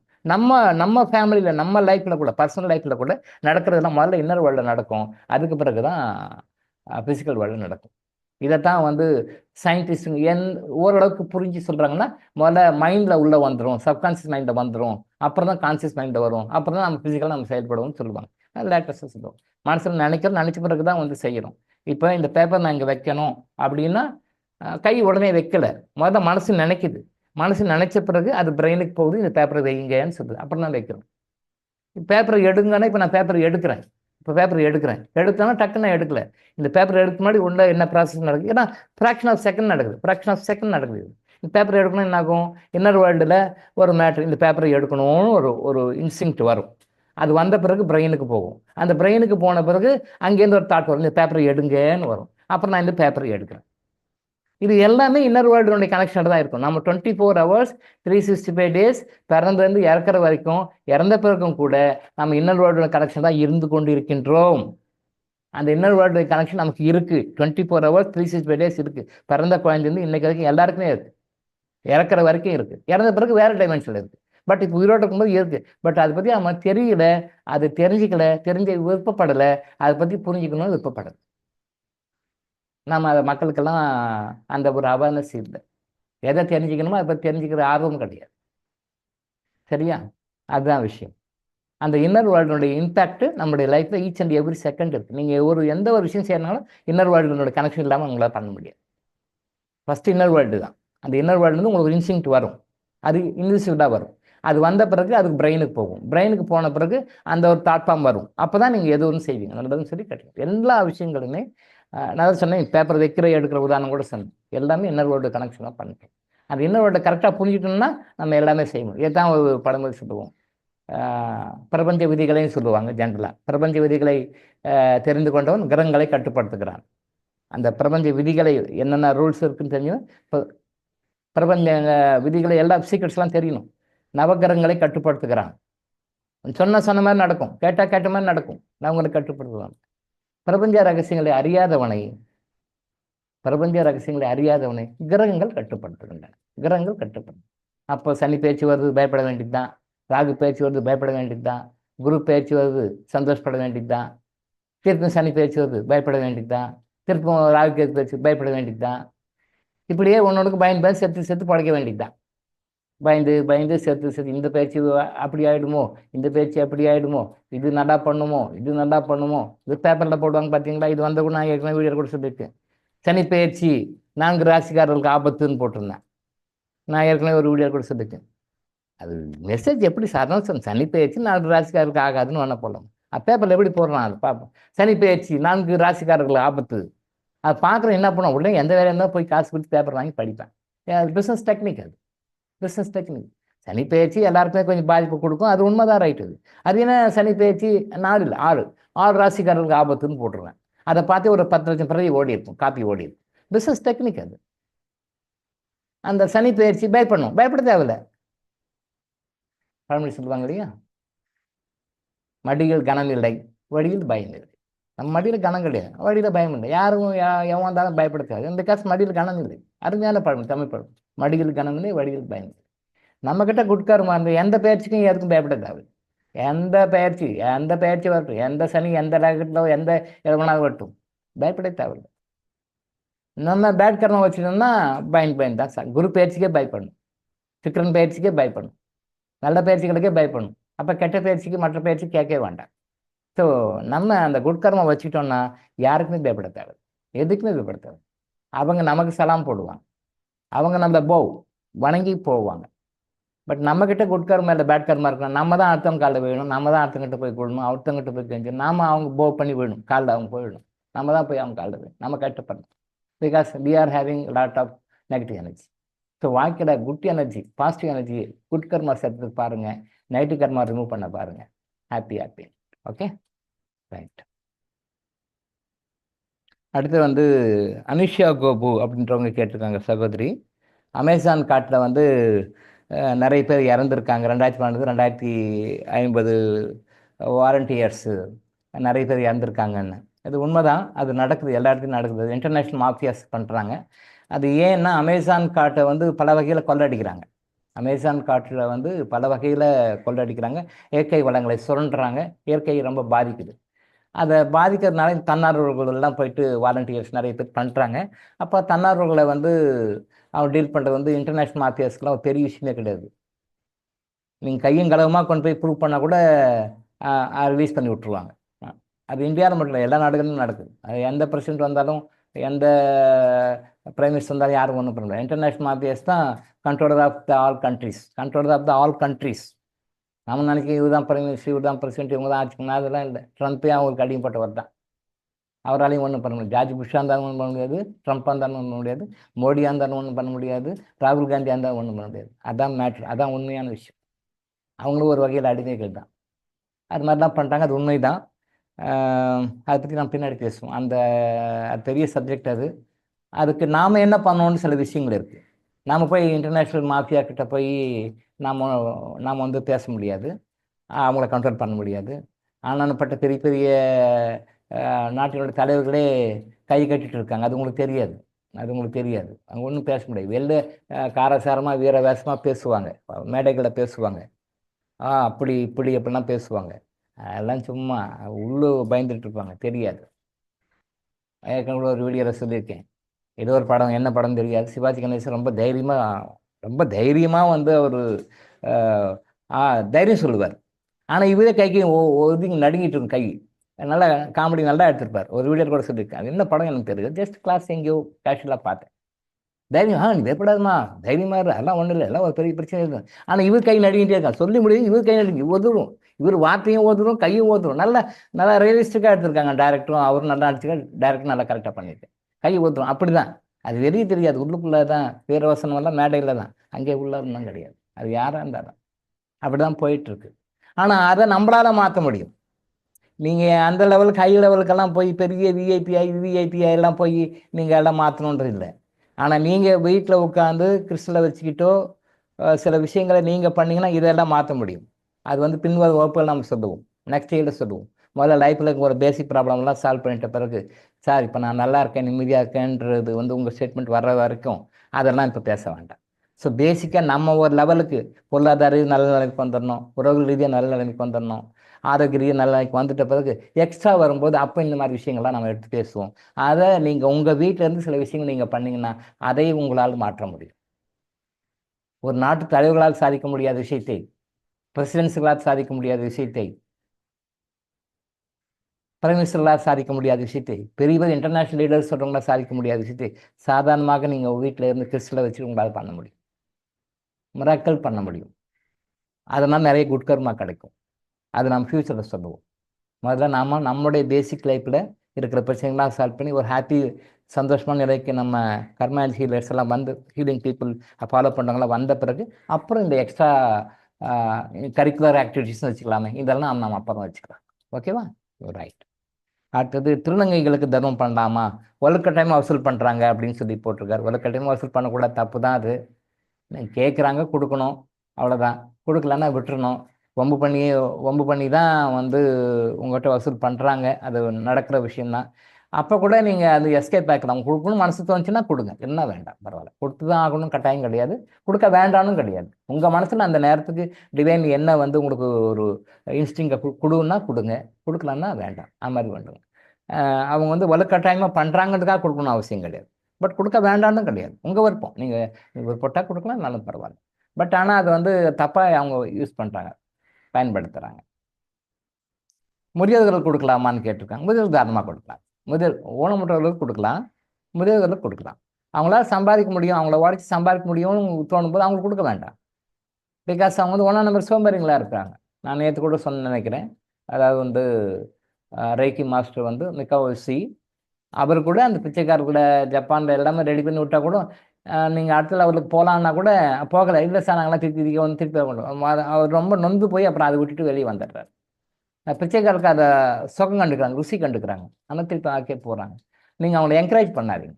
பிச்சைக்காரருக்கு பிச்சை இடாது இருக்குது, பிச்சைக்காரருக்கு பிச்சை இடாது இருக்குது. 2 கண்டிஷன் மட்டும்தான். இப்போ பாருங்க, முதல்களுக்கு கொடுக்கலாமா, கொடுக்கலாம். ரைட். முடியல, அவங்களால முடியல அப்படின்னா கொடுக்கலாம், தப்பு இல்லை. திருநங்கைகள் கேட்கக்கூடாது, அவங்க ஏதோ ஒரு தொழில் பண்ணி பிழைக்கலாம். பட் அது ஏதோ ஒரு திருநங்கைகள் அவங்களுடைய கடவுளுடைய இன்னொரு மறு அவதாரம் அப்படின்ற ஒரு நம்பிக்கை வந்துட்டதுனால மக்கள்கிட்ட ஒரு நம்பிக்கை வந்துடுச்சு, திருநங்கைகள் வந்துட்டாங்க, கடவுளுடைய இன்னொரு உருவம் அவங்களுக்கு நம்ம எதாவது பண்ண இல்லைன்னு சொல்லக்கூடாது அப்படின்றதுக்காக இவங்க தானம் தர்மம் பண்ண விஷயத்த இப்போ வந்து அவங்க கையில் எடுத்துட்டு பாக்கெட் இருக்கிற பிடுங்குற அளவுக்கு வந்துட்டாங்க. நீ கொடுத்தாதான் ஆச்சு அப்படின்ற அளவுக்கு வந்துட்டாங்க. பட் அது வந்து உங்கள் கையில் கிறிஸ்டல் இருந்ததுன்னா அந்த மாதிரிலாம் யாரும் பண்ண முடியாது. உங்கள் கையில் கிறிஸ்டல் இருந்தது, நீங்கள் கிறிஸ்டலோடு இருக்கிறீங்க அப்படின்னா உங்களை யாரும் மிரட்டவோ அதிகாரம் பண்ணவோ இந்த மாதிரி கட்டி பண்ண முடியாது. ஏன்னா பிகாஸ் அவங்க வரும்போதே உங்கள் ஆராக்குள்ளே வரும்போதே அவங்க மைண்ட் மாறிடும். நீங்கள் கிறிஸ்டல் யூஸ் பண்ணுறவங்களா இருந்தால், கிறிஸ்டல் வச்சுருக்கா இருந்தால், உங்கள்கிட்டேருந்து ஒரு 6 டிஸ்டன்ஸில் வரும்போதே அவங்களுடைய அந்த இந்த மாதிரி மென்டாலிட்டிலாம் மாறிடும், நெகட்டிவ்லாம் மாறிடும். கிறிஸ்டல் இருக்கிறவங்க அந்த மாதிரி இந்த மாதிரி பாதிப்புகளும் யாருக்கும் வராது. அவங்க யாரும் இந்த மாதிரி டார்ச்சரோ டென்ஷனோ எமோஷனோ இந்த மாதிரிலாம் யாரும் கொடுக்க முடியாது. பிகாஸ் 6 அடி தூரத்தில் வரும்போது அவங்க மைண்ட் மாறிடும். உங்களை கொலை பண்ணணும் அப்படின்னே வந்தால் கூட அந்த 6 அடி அது வரைக்கும் என்ன சொன்னாலும் கேட்டிருக்க மாட்டாங்க. பட் அந்த 6 அடிக்குள்ளே வந்ததுமே அவங்க மைண்டே மாறிடும். நாம ஏன் கொலை பண்ணணும், இது எதுக்கு தேவையில்லாத வேலை அப்படி ரிவர்ஸ் ஆகிடுவாங்க. உங்களை கெடுத்து உங்களை ராங் டைரக்ஷன் கொடுத்து உங்களை கொண்டு போய் உங்களை கீழே தரணும் ஒரு பழி வாங்குற எண்ணத்தோடு அவங்க வந்தாங்கன்னா கூட அந்த ஒரு 6 அடியில் உங்கள் ஆறாக்குள்ளே என்ட்ரு ஆன உடனே அந்த மைண்ட் மாறிடும். போ அவன் ஏதோ பொழைச்சிக்க போகிறான், அவன் திறமைக்கு அவன் பொழைச்சிக்கிறான், நாம ஏன் போயிட்டு இதெல்லாம் பண்ணி தேவையில்லாமல் ஒம்பு விலைக்கு வாங்கிக்கணும், வேண்டான்னு சொல்லிட்டு அந்த தாட் ஃபார்ம் வந்துடும். உங்களுக்கு ஏதோ ஒரு கடுதல் பண்ணணும்னு நினச்சி என்ன வந்தால் கூட இது வந்து ஒரு நிறைய பேர் டெஸ்டிமோனி சொல்லியிருக்காங்க, கொலை பண்ணுறதுக்கே வந்திருக்காங்க. ஏதோ பிஸ்னஸில் போட்டி, பிஸ்னஸில் பிரச்சனைகள், அது நிறைய நடக்குது, பேப்பர்லாம் பார்க்குங்களா. அதில் மர்டர் பண்ணணுன்னு ப்ராம்ப்டாக அது ரொம்ப தூரம் திட்டம் போட்டு கூலிப்படையெல்லாம் வச்சு கூலிப்படையே வந்திருக்காங்க. எல்லாம் ஃபீஸ் எல்லாம் வாங்கி பேமெண்ட்லாம் வாங்கிட்டுலாம் வந்திருக்காங்க. அது மாதிரி ஒரு 2 பேர் சொல்லியிருக்காங்க நம்மக்கிட்ட வந்திருக்காங்க. இன்றைக்கி போட்டு தள்ளாமல் வர்றதில்லை, ஏன்னா பணம் ஏற்கனவே நிறைய வாங்கிட்டாங்க, போட்டு தள்ளாமல் வர்றதில்லை. ரியல் எஸ்டேட் ஓனர்ஸ் அது மாதிரி ஒரு 4-5 பேர் சொல்லியிருக்காங்க வந்திருக்காங்க. அவங்க அந்த கிறிஸ்டல் ஆறாக்குள்ளே அந்த கிறிஸ்டல் அவங்க சுற்றி ஒரு 6 அடிக்குள்ளே ஒரு ப்ரொடெக்ஷன் லேயர் கொடுத்துரும், இன்விசிபிள், அது யார் கணக்கும் தெரியாது. அந்த லேயருக்குள்ளே வந்த உடனே ஏதோ அவங்க மனசு மாதிரி அவங்களுக்குள்ளதே வெளியே போயிட்டு இந்த மாதிரி இன்னார் எங்களுக்கு இவ்வளோ பணம் கொடுத்தாருங்க, உங்களை பண்ண சொல்லி உங்கள் தகவலையும் சொல்லிட்டு போயிட்டாங்க. சொல்லி ஆச்சரியப்பட்டார். சார் நான் ஒன்றுமே பண்ணல சார். அவங்க வந்தாங்க, வந்துட்டு சொல்கிறாங்க, ஒரு 6 அடி 7 அடிக்குள்ளே வந்தோடனே அவங்க மைண்ட் மாறி போச்சு. அது வரைக்கும் ஆக்ரோஷமாக வரான். வந்த பிறகு எப்படி ஆஃப் ஆனான்னு தெரியல சார். அப்புறம் வந்து வணக்கம் சொல்லிட்டு, சார் இந்த மாதிரி என்னன்னாரு உங்களை வந்து கொலை பண்ணுறதுக்காக இவ்வளோ பணம் கொடுத்துருக்காங்க சார், இவ்வளோலாம் பண்ணியிருக்காங்க, உங்களை இந்த டைமில் போட்டு தரணும்னு சொல்லியிருக்காங்க, நீங்கள் இவரெல்லாம் நம்பாதீங்க சார். நீங்கள் ஏன்னா இவருக்கு அவங்க இப்படி உள்ள வேலை பண்ணால் இவருக்கு தெரியாது. இவர் யதார்த்தமாக அவன் நம்மள மாதிரி அவரும் ஒரு ரியல் எஸ்டேட் பிஸ்னஸ் பண்ணுறது, நம்ம அசோசியேஷனில் அவரும் ஒன் ஆஃப் த மெம்பர்னு இவர் நினச்சிருக்கிறார். ரியல் எஸ்டேட் பிஸ்னஸ் அசோசியேஷன் இருக்கு இல்லைங்களா, அந்த அசோசியேஷனில் வேற ஒரு அந்த உறுப்பினர் அவர், அந்த ரியல் எஸ்டேட் பிஸ்னஸ் பண்ணுறவங்களுடைய உறுப்பினர் அவர். இவரும் ஒரு உறுப்பினர், அவரும் உறுப்பினர். பட் அவங்கள பற்றிலாம் இவர் ஃப்ரெண்ட்லியாக நினச்சிட்டு இருக்காரு. மாதம் மீட்டிங் போடுறோம், எவ்ரி மந்த் மீட்டிங் போடுறோம், early once annual general meeting போடுறோம், பேசுகிறோம் அப்படின்னு இருக்கும். அந்த போட்டியினால் உன்னை போட்டு தள்ளுறதுக்கெல்லாம் ஆள் விட்டு அனுப்பிச்சிக்கிறாங்கப்பா, நீ நல்ல ஆளுன்னு நினச்சினுங்கிற பாரு, எங்களுக்கு இத்தனை லட்சம் கொடுத்துருக்கான், இவ்வளோ செலவு பண்ணிக்கிறான் பாருங்க, வரும்போது கூட கோழிக்கடையும் கோட்டம்லாம் வாங்கி கொடுத்து அனுப்பிச்சி விட்டுக்கிறான் போடுன்ட்டு, இவனெல்லாம் நம்ப எல்லாம் பண்ணாதீங்க அப்படின்னு சொல்லி அட்வைஸ் பண்ணிட்டு போயிருக்காங்களாம். ஆச்சரியப்பட்டு சொன்னார். சார் என்ன சார் விஷயம், அவன் வந்து கொலை பண்ணிட்டு போயிருக்கலாமா சார், இவ்வளோ பணத்தை கொடுத்துருக்கான், அது இல்லாமல் என்கிட்ட அட்வைஸ் பண்ணிட்டு இந்த மாதிரி விஷயம் சார், இப்படிலாம் நம்பி ஏமாறாதீங்க சார், நீங்கள் கொஞ்சம் பார்த்து உஷாராக இருந்துக்காங்க சார், நான் அவங்ககிட்ட பார்த்துக்கிறேன் சார், நான் பேசிக்கிறேன் சார் அப்படின்னு சொல்லிட்டு போனவங்கலாம் இருக்காங்க சார் அப்படின்னு சொன்னார். இதெல்லாம் நிறைய உதாரணங்கள் இருக்குது. கிறிஸ்தவரை பற்றி பேசுனா ஒரு 10,000 டெஸ்ட்மெண்ட் சொல்லலாம். குறைஞ்சபட்சம் சும்மா சொன்னா கூட ஒரு 10,000 டெஸ்ட்மெண்ட் சொல்லலாம். ஒரு டெஸ்ட்மெண்ட் பற்றியும் ஒரு கிளாஸ் எடுக்கலாம், 10,000 கிளாஸ் எடுக்கலாம்.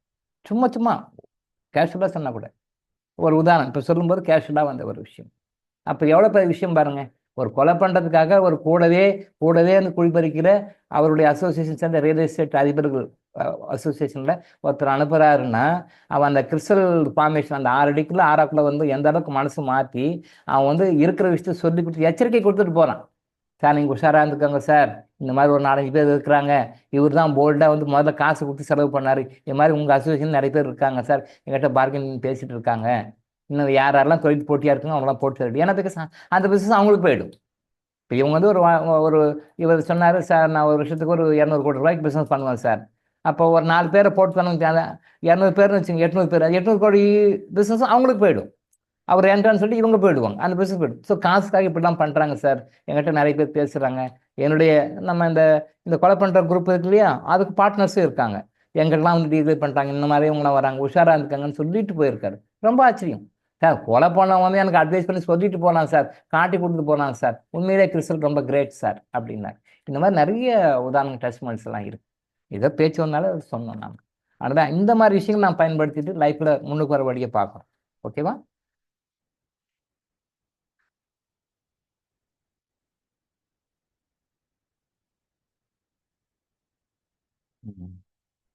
ஓகே, அடுத்தது ரமணிச்சந்திரன் சகோதரர் வந்து ஒரு மெசேஜ் போட்டிருந்தாரு. ஒழுக்கம் என்பது கற்றுக்கொண்டு வாழ்வது அல்ல, வாழ்ந்து கற்றுக்கொள்வது. ஒழுக்கம் என்பது கற்றுக்கொண்டு வாழ்வது அல்ல, வாழ்ந்து கற்றுக்கொள்வது. ஏதோ ஒரு கோட் எடுத்து போட்டிருக்காரு. Discipline is not about learning and living, but about living and learning. Discipline is not about learning and living, but about living and learning. இது வந்து 100க்கு 100 தவறு சார். இந்த கோட்டு யார் சொல்லியிருக்காங்கன்னு தெரியல, அதை நீங்கள் ஃபார்வர்ட் பண்ணி வச்சுருக்கீங்க, தவறில்லை, தப்பில்லை, ஒரு அண்டர்ஸ்டாண்டிங் தான், தப்பில்லை. இந்த மாதிரி நம்ம உள்ளே போய் வரும்போது தான் அது ஒரு தெளிவு வரும். சரியும் தவறுமான விஷயங்கள் நம்ம அதை அனலைஸ் பண்ணும்போது தான் அதோட தெளிவு நமக்கு வரும். கரெக்டு தான், தப்பில்லை. பட் இது என்ன மாற்றணும் அப்படின்னா, ஒழுக்கம் என்பது கற்றுக்கொண்டு வாழ்வது அல்ல, வாழ்ந்து கற்றுக்கொள்வது. இது அப்படியே உள்டாவாக திருப்பி வரணும் சார். லோக்கல் லெவலில் இது அப்படியே உள்டாவாக திருப்பணும். ஒழுக்கம் என்பது கற்றுக்கொண்டு வாழ்வது அல்ல, வாழ்ந்து கற்றுக்கொள்வது. இல்லை ஒழுக்கத்தை பற்றி ஏற்கனவே எல்லாம் சொல்லிட்டு போயிட்டாங்க. நம்ம அதை ஃபாலோ பண்ணாலே போதும், நம்ம புதுசாக எல்லாம் மாற்றவே வேண்டாம். அதாவது வாழ்ந்து கற்றுக்கொள்ள அவங்களாம் வாழ்ந்து சொல்லிட்டு போயிட்டாங்க, அதை ஜஸ்ட் ஃபாலோ பண்ணாலே போதும். நம்மளுக்கு எப்போ அதாவது வந்து கற்றுக்கொண்டு வாழ்வதுன்றது அது பின்னாடி போகும், நம்ம தப்பாக பண்ணிட்டு போகிறோம். பட் ஏற்கனவே தப்பாக வாழ்ந்து தப்பாக அனுபவிச்சு நம்ம முன்னோர்கள்லாம் சொல்லிட்டு போயிட்டாங்க, எல்லாமே சொல்லிட்டு போயிட்டாங்க. அவங்க சொல்லாத விஷயம் எதுவுமே கிடையாது. இதுக்கு மேலே வந்து ஆராய்ச்சி பண்ணி நம்ம கண்டுபிடிக்கணுன்றதெல்லாம் ஒன்றுமே கிடையாது, எல்லாமே சொல்லிட்டு போயிட்டாங்க. அதை ஜஸ்ட் காப்பி அடித்தாலே போதும். நம்ம அடிக்கடி சொல்லுவோம் கடவுளை காய்ப்படிங்கன்னு சொல்லுவோம் இல்லையா, அது மாதிரி நம்ம முன்னோர்கள் பெரியவங்க என்ன சொல்லிட்டு போனாங்களோ அதை காய்ப்படிச்சாலே போதும். 99% கரெக்டாக சொல்லிக்கோங்க. 1% சில தவறுகள் இருக்கு, 1% தவறு. இது எப்படின்னா இந்த குலதெய்வ வழிபாடுன்னு சொன்னோம் பார்த்தீங்களா, இந்த மாதிரி சில விஷயங்கள் தான் தவறு. அப்படி மற்றபடி 99% எல்லாம் கரெக்டாக தான் சொல்லிட்டு போயிருக்காங்க, கரெக்டாக சொல்லிட்டு போயிருக்காங்க. ஸோ ஒழுக்கம்ன்றது ஏற்கனவே இப்படி தான் சொல்லிட்டு போயிருங்க. இது ஒழுக்கம், இது ஒழுக்கம், இது ஒழுக்கம், இது ஒழுக்கம் சொல்லிட்டு போயிருக்காங்க. அது நிறைய நூல்களில் சொல்லியிருக்காங்க, நிறைய கிரந்தங்கள் இருக்கு, நிறைய நூல்கள் இருக்கு, நிறைய வழிகாட்டுகள் நிறைய கொடுத்துட்டு போயிருக்காங்க. அதை ஜஸ்ட் நம்ம லைஃப்ல ஃபாலோ பண்ணாலே போதும், நாம வந்துடுவோம். 99% கரெக்டாக சொல்லியிருக்காங்க. ஒரு தவறானதுன்னா இப்போ ஒரு தான் சொன்ன பார்த்தீங்கன்னா குலதெய்வ வழிபாடு. குலதெய்வ வழிபாடு அவங்க பெரியவங்க சொன்னாங்க, அவங்க கும்பிட்டாங்க, இவங்க கும்பிட்டாங்க, அது தவறு, அது தப்பான கான்செப்ட். அதை நம்ம தப்புன்னு சொல்லியிருக்கோம், தப்புன்னு சொல்லி உங்களுக்கு ப்ரூவ் பண்ணியிருக்கோம். அதை ஃபாலோ பண்ணோன்னா உங்களை அட்வைஸும் பண்ணுறோம், குலதெய்வ வழிபாடு வேண்டாம்னு சொல்லிட்டோம். இந்த மாதிரி 2 விஷயங்கள் தான் கொஞ்சம் தவறாக இருக்கக்கூடிய, மற்றபடி 99% வந்து நம்ம பெரியவங்க சொன்ன இடமே கரெக்டாக சொல்லியிருக்காங்க, பர்ஃபெக்டாக சொல்லியிருக்காங்க. சயின்டிஃபிக் வியூவில் சொல்லலைனாலும் சாஸ்திரங்கள் ரீதியாக, பக்தி ரீதியாக, ஆன்மீக ரீதியாக நிறைய விஷயங்கள் சொல்லிட்டு போயிருக்காங்க. ஸோ அதை நம்ம ஃபாலோ பண்ணதே போதும். ஒழுக்கம் என்பது கற்றுக்கொண்டு வாழ்வது அல்ல, வாழ்ந்து கற்றுக்கொள்வது. இது தவறு. ஒழுக்கம்ல ஏற்கனவே சொல்லி வச்சிருக்கிறாங்க, அதை நம்ம ஃபாலோ பண்ணாலே போதும். புதுசாக நம்ம கற்றுக்க வேண்டியதோ, புதுசாக நம்ம ஆராய்ச்சி பண்ண வேண்டியதோ, புதுசாக நிரூபணம் செய்ய வேண்டியதோ எதுவுமே கிடையாது. எல்லா விஷயங்களுமே சொல்லிட்டு போயிருக்காங்க. ஜஸ்ட் லைக் அதை அப்படியே அப்ளை பண்ணால் போதும். ஃபார்முலா அவங்க கொடுத்துட்டு போயிட்டாங்க, அந்த ஃபார்முலாவை நம்ம ஃபாலோ பண்ணாலே போதும். அந்த ஃபார்முலா தான் எட்டர்னல் ஃபார்முலாஸ், அழிவில்லாத ஃபார்முலாஸ். இந்த பிரபஞ்சம் அழிகிற வரைக்கும் அந்த ஃபார்முலா ஒர்க் அவுட் ஆகும். அந்த ஃபார்முலா மாற்ற முடியும். ஃபார்முலா தான். அந்த ஃபார்முலாவில் என்ன, அந்த லெட்டர்ஸ் என்ன அல்பபெட் போடணுமோ நம்ம போட்டுக்கணும், அவ்வளோதான். அதை ஃபில்டப் பண்ணுறது தான் நம்ம வேலையை ஒழிய ஃபார்முலா அதே ஃபார்முலா தான். அதனால் ஒழுக்கம் என்பது ஏற்கனவே நமக்கு சொல்லிட்டு போயிட்டாங்க, எல்லாங்களுமே சொல்லிட்டு போயிட்டோம். இதை பற்றி எடுக்கணும்னாலும் 1 இயர் பேசலாம், ஒழுக்கத்தை பற்றி பேசணும் 1 இயர் பேசலாம். நம்ம பெரியவர்கள், நம்ம முன்னோர்கள் சொல்லாத சப்ஜெக்ட் எதுனா எல்லாத்தையும் ஒழுக்கத்தை சொல்லிட்டு போயிருக்காங்க. காலைல எழுதுலேருந்து நைட் படுக்கிற வரைக்கும், காலைல எழுதுலேருந்து நைட்டில் படுக்கிற வரைக்கும், திருப்பி நைட் படுத்துலேருந்து காலைல எழுதுற வரைக்கும் என்னென்ன பண்ணணும், என்ன பண்ணக்கூடாது. திரும்ப நல்லா நோட் பண்ணிக்க. காலைல எழுதுலேருந்து நைட் படுக்கிற வரைக்கும், திருப்பி நைட் படுக்கிறது காலைல எழுதுற வரைக்கும் என்ன பண்ணணும், என்ன பண்ணக்கூடாது. தூக்கத்தில் கூட, ஸ்லீப்பிங் டைமில் கூட என்ன பண்ணணும், என்ன பண்ணக்கூடாது. இதைத்தான் நம்ம தெளிவாக கர்மானுஜிங்க சொல்லிக் கொடுக்குறோம். கர்மானுஜிங்க இதை தான் நம்ம சொல்லிக் கொடுக்குறோம். What to do, what not to do, what to do, what not to do. என்ன செய்யணும், என்ன செய்யக்கூடாது, அதான் நம்ம தெளிவாக சொல்லுவோம். நீங்கள் கர்மாஜி சொல்லிக் கொடுக்குற விஷயத்த வந்து நீங்கள் தரவாக கண்ணை மூட்டு ஃபாலோ பண்ணணும். நீங்கள் கண்ணை மூட்டு ஃபாலோ பண்ண சொல்கிறோம், பட் நீங்கள் கண்ணை மூட்டு ஃபாலோ பண்ணுங்கன்னு சொல்லாமல் அதுக்குண்டான எல்லா எவிடன்ஸும் ரெக்கார்டும் ஆத்தென்டிக்காக உங்களுக்கு சொல்லி தான் உங்களை ஃபாலோ பண்ணுங்கன்னு சொல்கிறோம். சும்மா சொல்கிறோம், பேச்சுக்காக சொல்கிறோம், கண்ணை மூட்டு ஃபாலோ பண்ணுங்கன்னு சொல்கிறோம். நான் உங்களை அப்படி சொல்லலை. இன்டர்னலாக சொன்னோன்னா கண்ணை மூட்டு ஃபாலோ பண்ணுங்கள், நம்ம சொல்கிறோன்றதுக்காக ஃபாலோ பண்ணுங்கள். கொஞ்சம் திங்க் பண்ணி பார்த்தீங்கன்னா கரெக்டானு தோணும், சரின்னு தோணும். நீங்கள் அதை வந்து கரெக்டாக நீங்கள் ஃபாலோ பண்ணிங்கன்னா வாழ்க்கையில் உங்களை மாதிரி ஒரு அதிர்ஷ்டசாலி, வாழ்க்கையை அவ்வளோ சந்தோஷமாக அனுபவிக்கிறவங்க யாருமே இருக்க முடியாது. வாழ்க்கையில் உங்களை மாதிரி ஒரு அதிர்ஷ்டசாலி, வாழ்க்கை அவ்வளோ சந்தோஷமாக ஆண்டு அனுபவிக்கக்கூடிய ஒரு ஆத்மாவாக நீங்கள் கண்டிப்பாக இருப்பீங்க. இதுலேருந்து மாற்று கருத்தே கிடையாது. ஸோ அதனால் இந்த ஒரு சின்ன விஷயத்த கரெக்ட் பண்ணிக்கோங்க, சரியா? அடுத்தது வந்து இந்த ஏதோ ஒரு 40 பேர் இறந்துட்டாங்க, தமிழக வெற்றி கழகம் கட்சியில் ஏதோ மீட்டிங் போட்டாங்க, மீட்டிங்கில் ஒரு 40 பேர் இறந்துட்டாங்க அப்படின்னு சொல்லி போட்டிருக்காங்க. துக்கமான சமாச்சாரம் தான். என்ன பண்ணுறது, மக்கள் அவ்வளோ என்ன வேர்ட் சொல்கிறது, சொன்ன மனசு கஷ்டப்படும், அடிமுட்டாள்களாக இருக்கிறாங்க. நம்ம என்ன போய் சொல்கிறோம்? சொல்லுங்கள். நம்ம ஒன்றும் சொல்கிறதுக்கு இல்லை. சினிமா வந்து சினிமாவாக வச்சுக்கணும். அது சினிமா தான். அதை வந்து நம்ம லைஃப்பில் ஒன்றா கொண்டு வரதும் தமிழ்நாடு தான், கேடுகட்ட தமிழ்நாடு தான். இந்த தமிழ்நாடு தவிர வேறு எங்கேயும் அரசியலில் வந்து சினிமா போனி ஆகலை. கேரளாலையும் சரி, ஆந்திராலையும் சரி, மற்ற மாநிலங்களையும் சரி, எங்கேயுமே வந்து அரசியலில் வந்து சினிமா போனியானது வந்து தமிழ்நாடு மட்டும்தான். தமிழ்நாடை தவிர வேறு எந்த மாநிலங்களையும் பப்பு வேகலை. அரசியல்வாதிகளாக பார்க்குறார்கள், சினிமாவாக பார்க்குறாங்க. ஆனால் எல்லாத்த விட நம்ம அறிவாளிங்க நம்ம சொல்லிட்டு இந்த விஷயம் நம்ம முட்டாளாக தான் இருக்கும். சினிமா வேறு, அரசியல் வேறு. அரசியலாக பண்ணணும். சினிமாவில் நல்லவங்களாம் நடிச்சுட்டா, சினிமாவில் ஹீரோ வந்துட்டா அவங்க நல்லவங்க நினச்சிட்டு ஓட்டு கொடுத்துறாங்க. நீங்கள் அவங்களுடைய பேக் லைஃப்பில் பின்னாடி வாழ்க்கையில் பார்த்தீங்கன்னா நிறைய விஷயங்கள் இருக்குது. அதை பற்றி நம்ம பப்ளிக் போகிறத பேச வேண்டாம். சினிமாவில் ஒருத்தர் நல்லவராக வந்துட்டா அவர் நல்லவர். உலகத்திலேயே குஷ்புக்காக கோயில் கட்டினவங்களும், ரஜினிகாந்துக்காக கோயில் கட்டினவங்களும், எம்ஜிஆருக்காக கோயில் கட்டினவங்களும் நம்ம தமிழ் முட்டாள்களை தவிர அது யாருமே கிடையாது. முட்டாள்கள்னே சொல்லலாம். எனக்கே வருத்தமாக தான் இருக்குது, சங்கடமாக தான் இருக்குது. ஏன்னா இந்த வார்த்தையை நம்ம சொல்கிறேன். நானும் தமிழன் தான். கேவலமாக தான் இருக்குது, கேவலமாக தான், ரொம்ப கேவலமாக இருக்குது. எனக்கே ரொம்ப கஷ்டமாக தான் இருக்குது. இந்த வேர்டு சொல்கிறதுக்கும் எனக்கு சங்கடமாக தான் இருக்குது. வடிகட்டின முட்டாள்களாக நாம் இருக்கிறோம். ஜஸ்டிஃபை எல்லாம் பண்ணி முடியும். உண்மையிலே நம்ம வடிகட்டின முட்டாள்கள் தான்.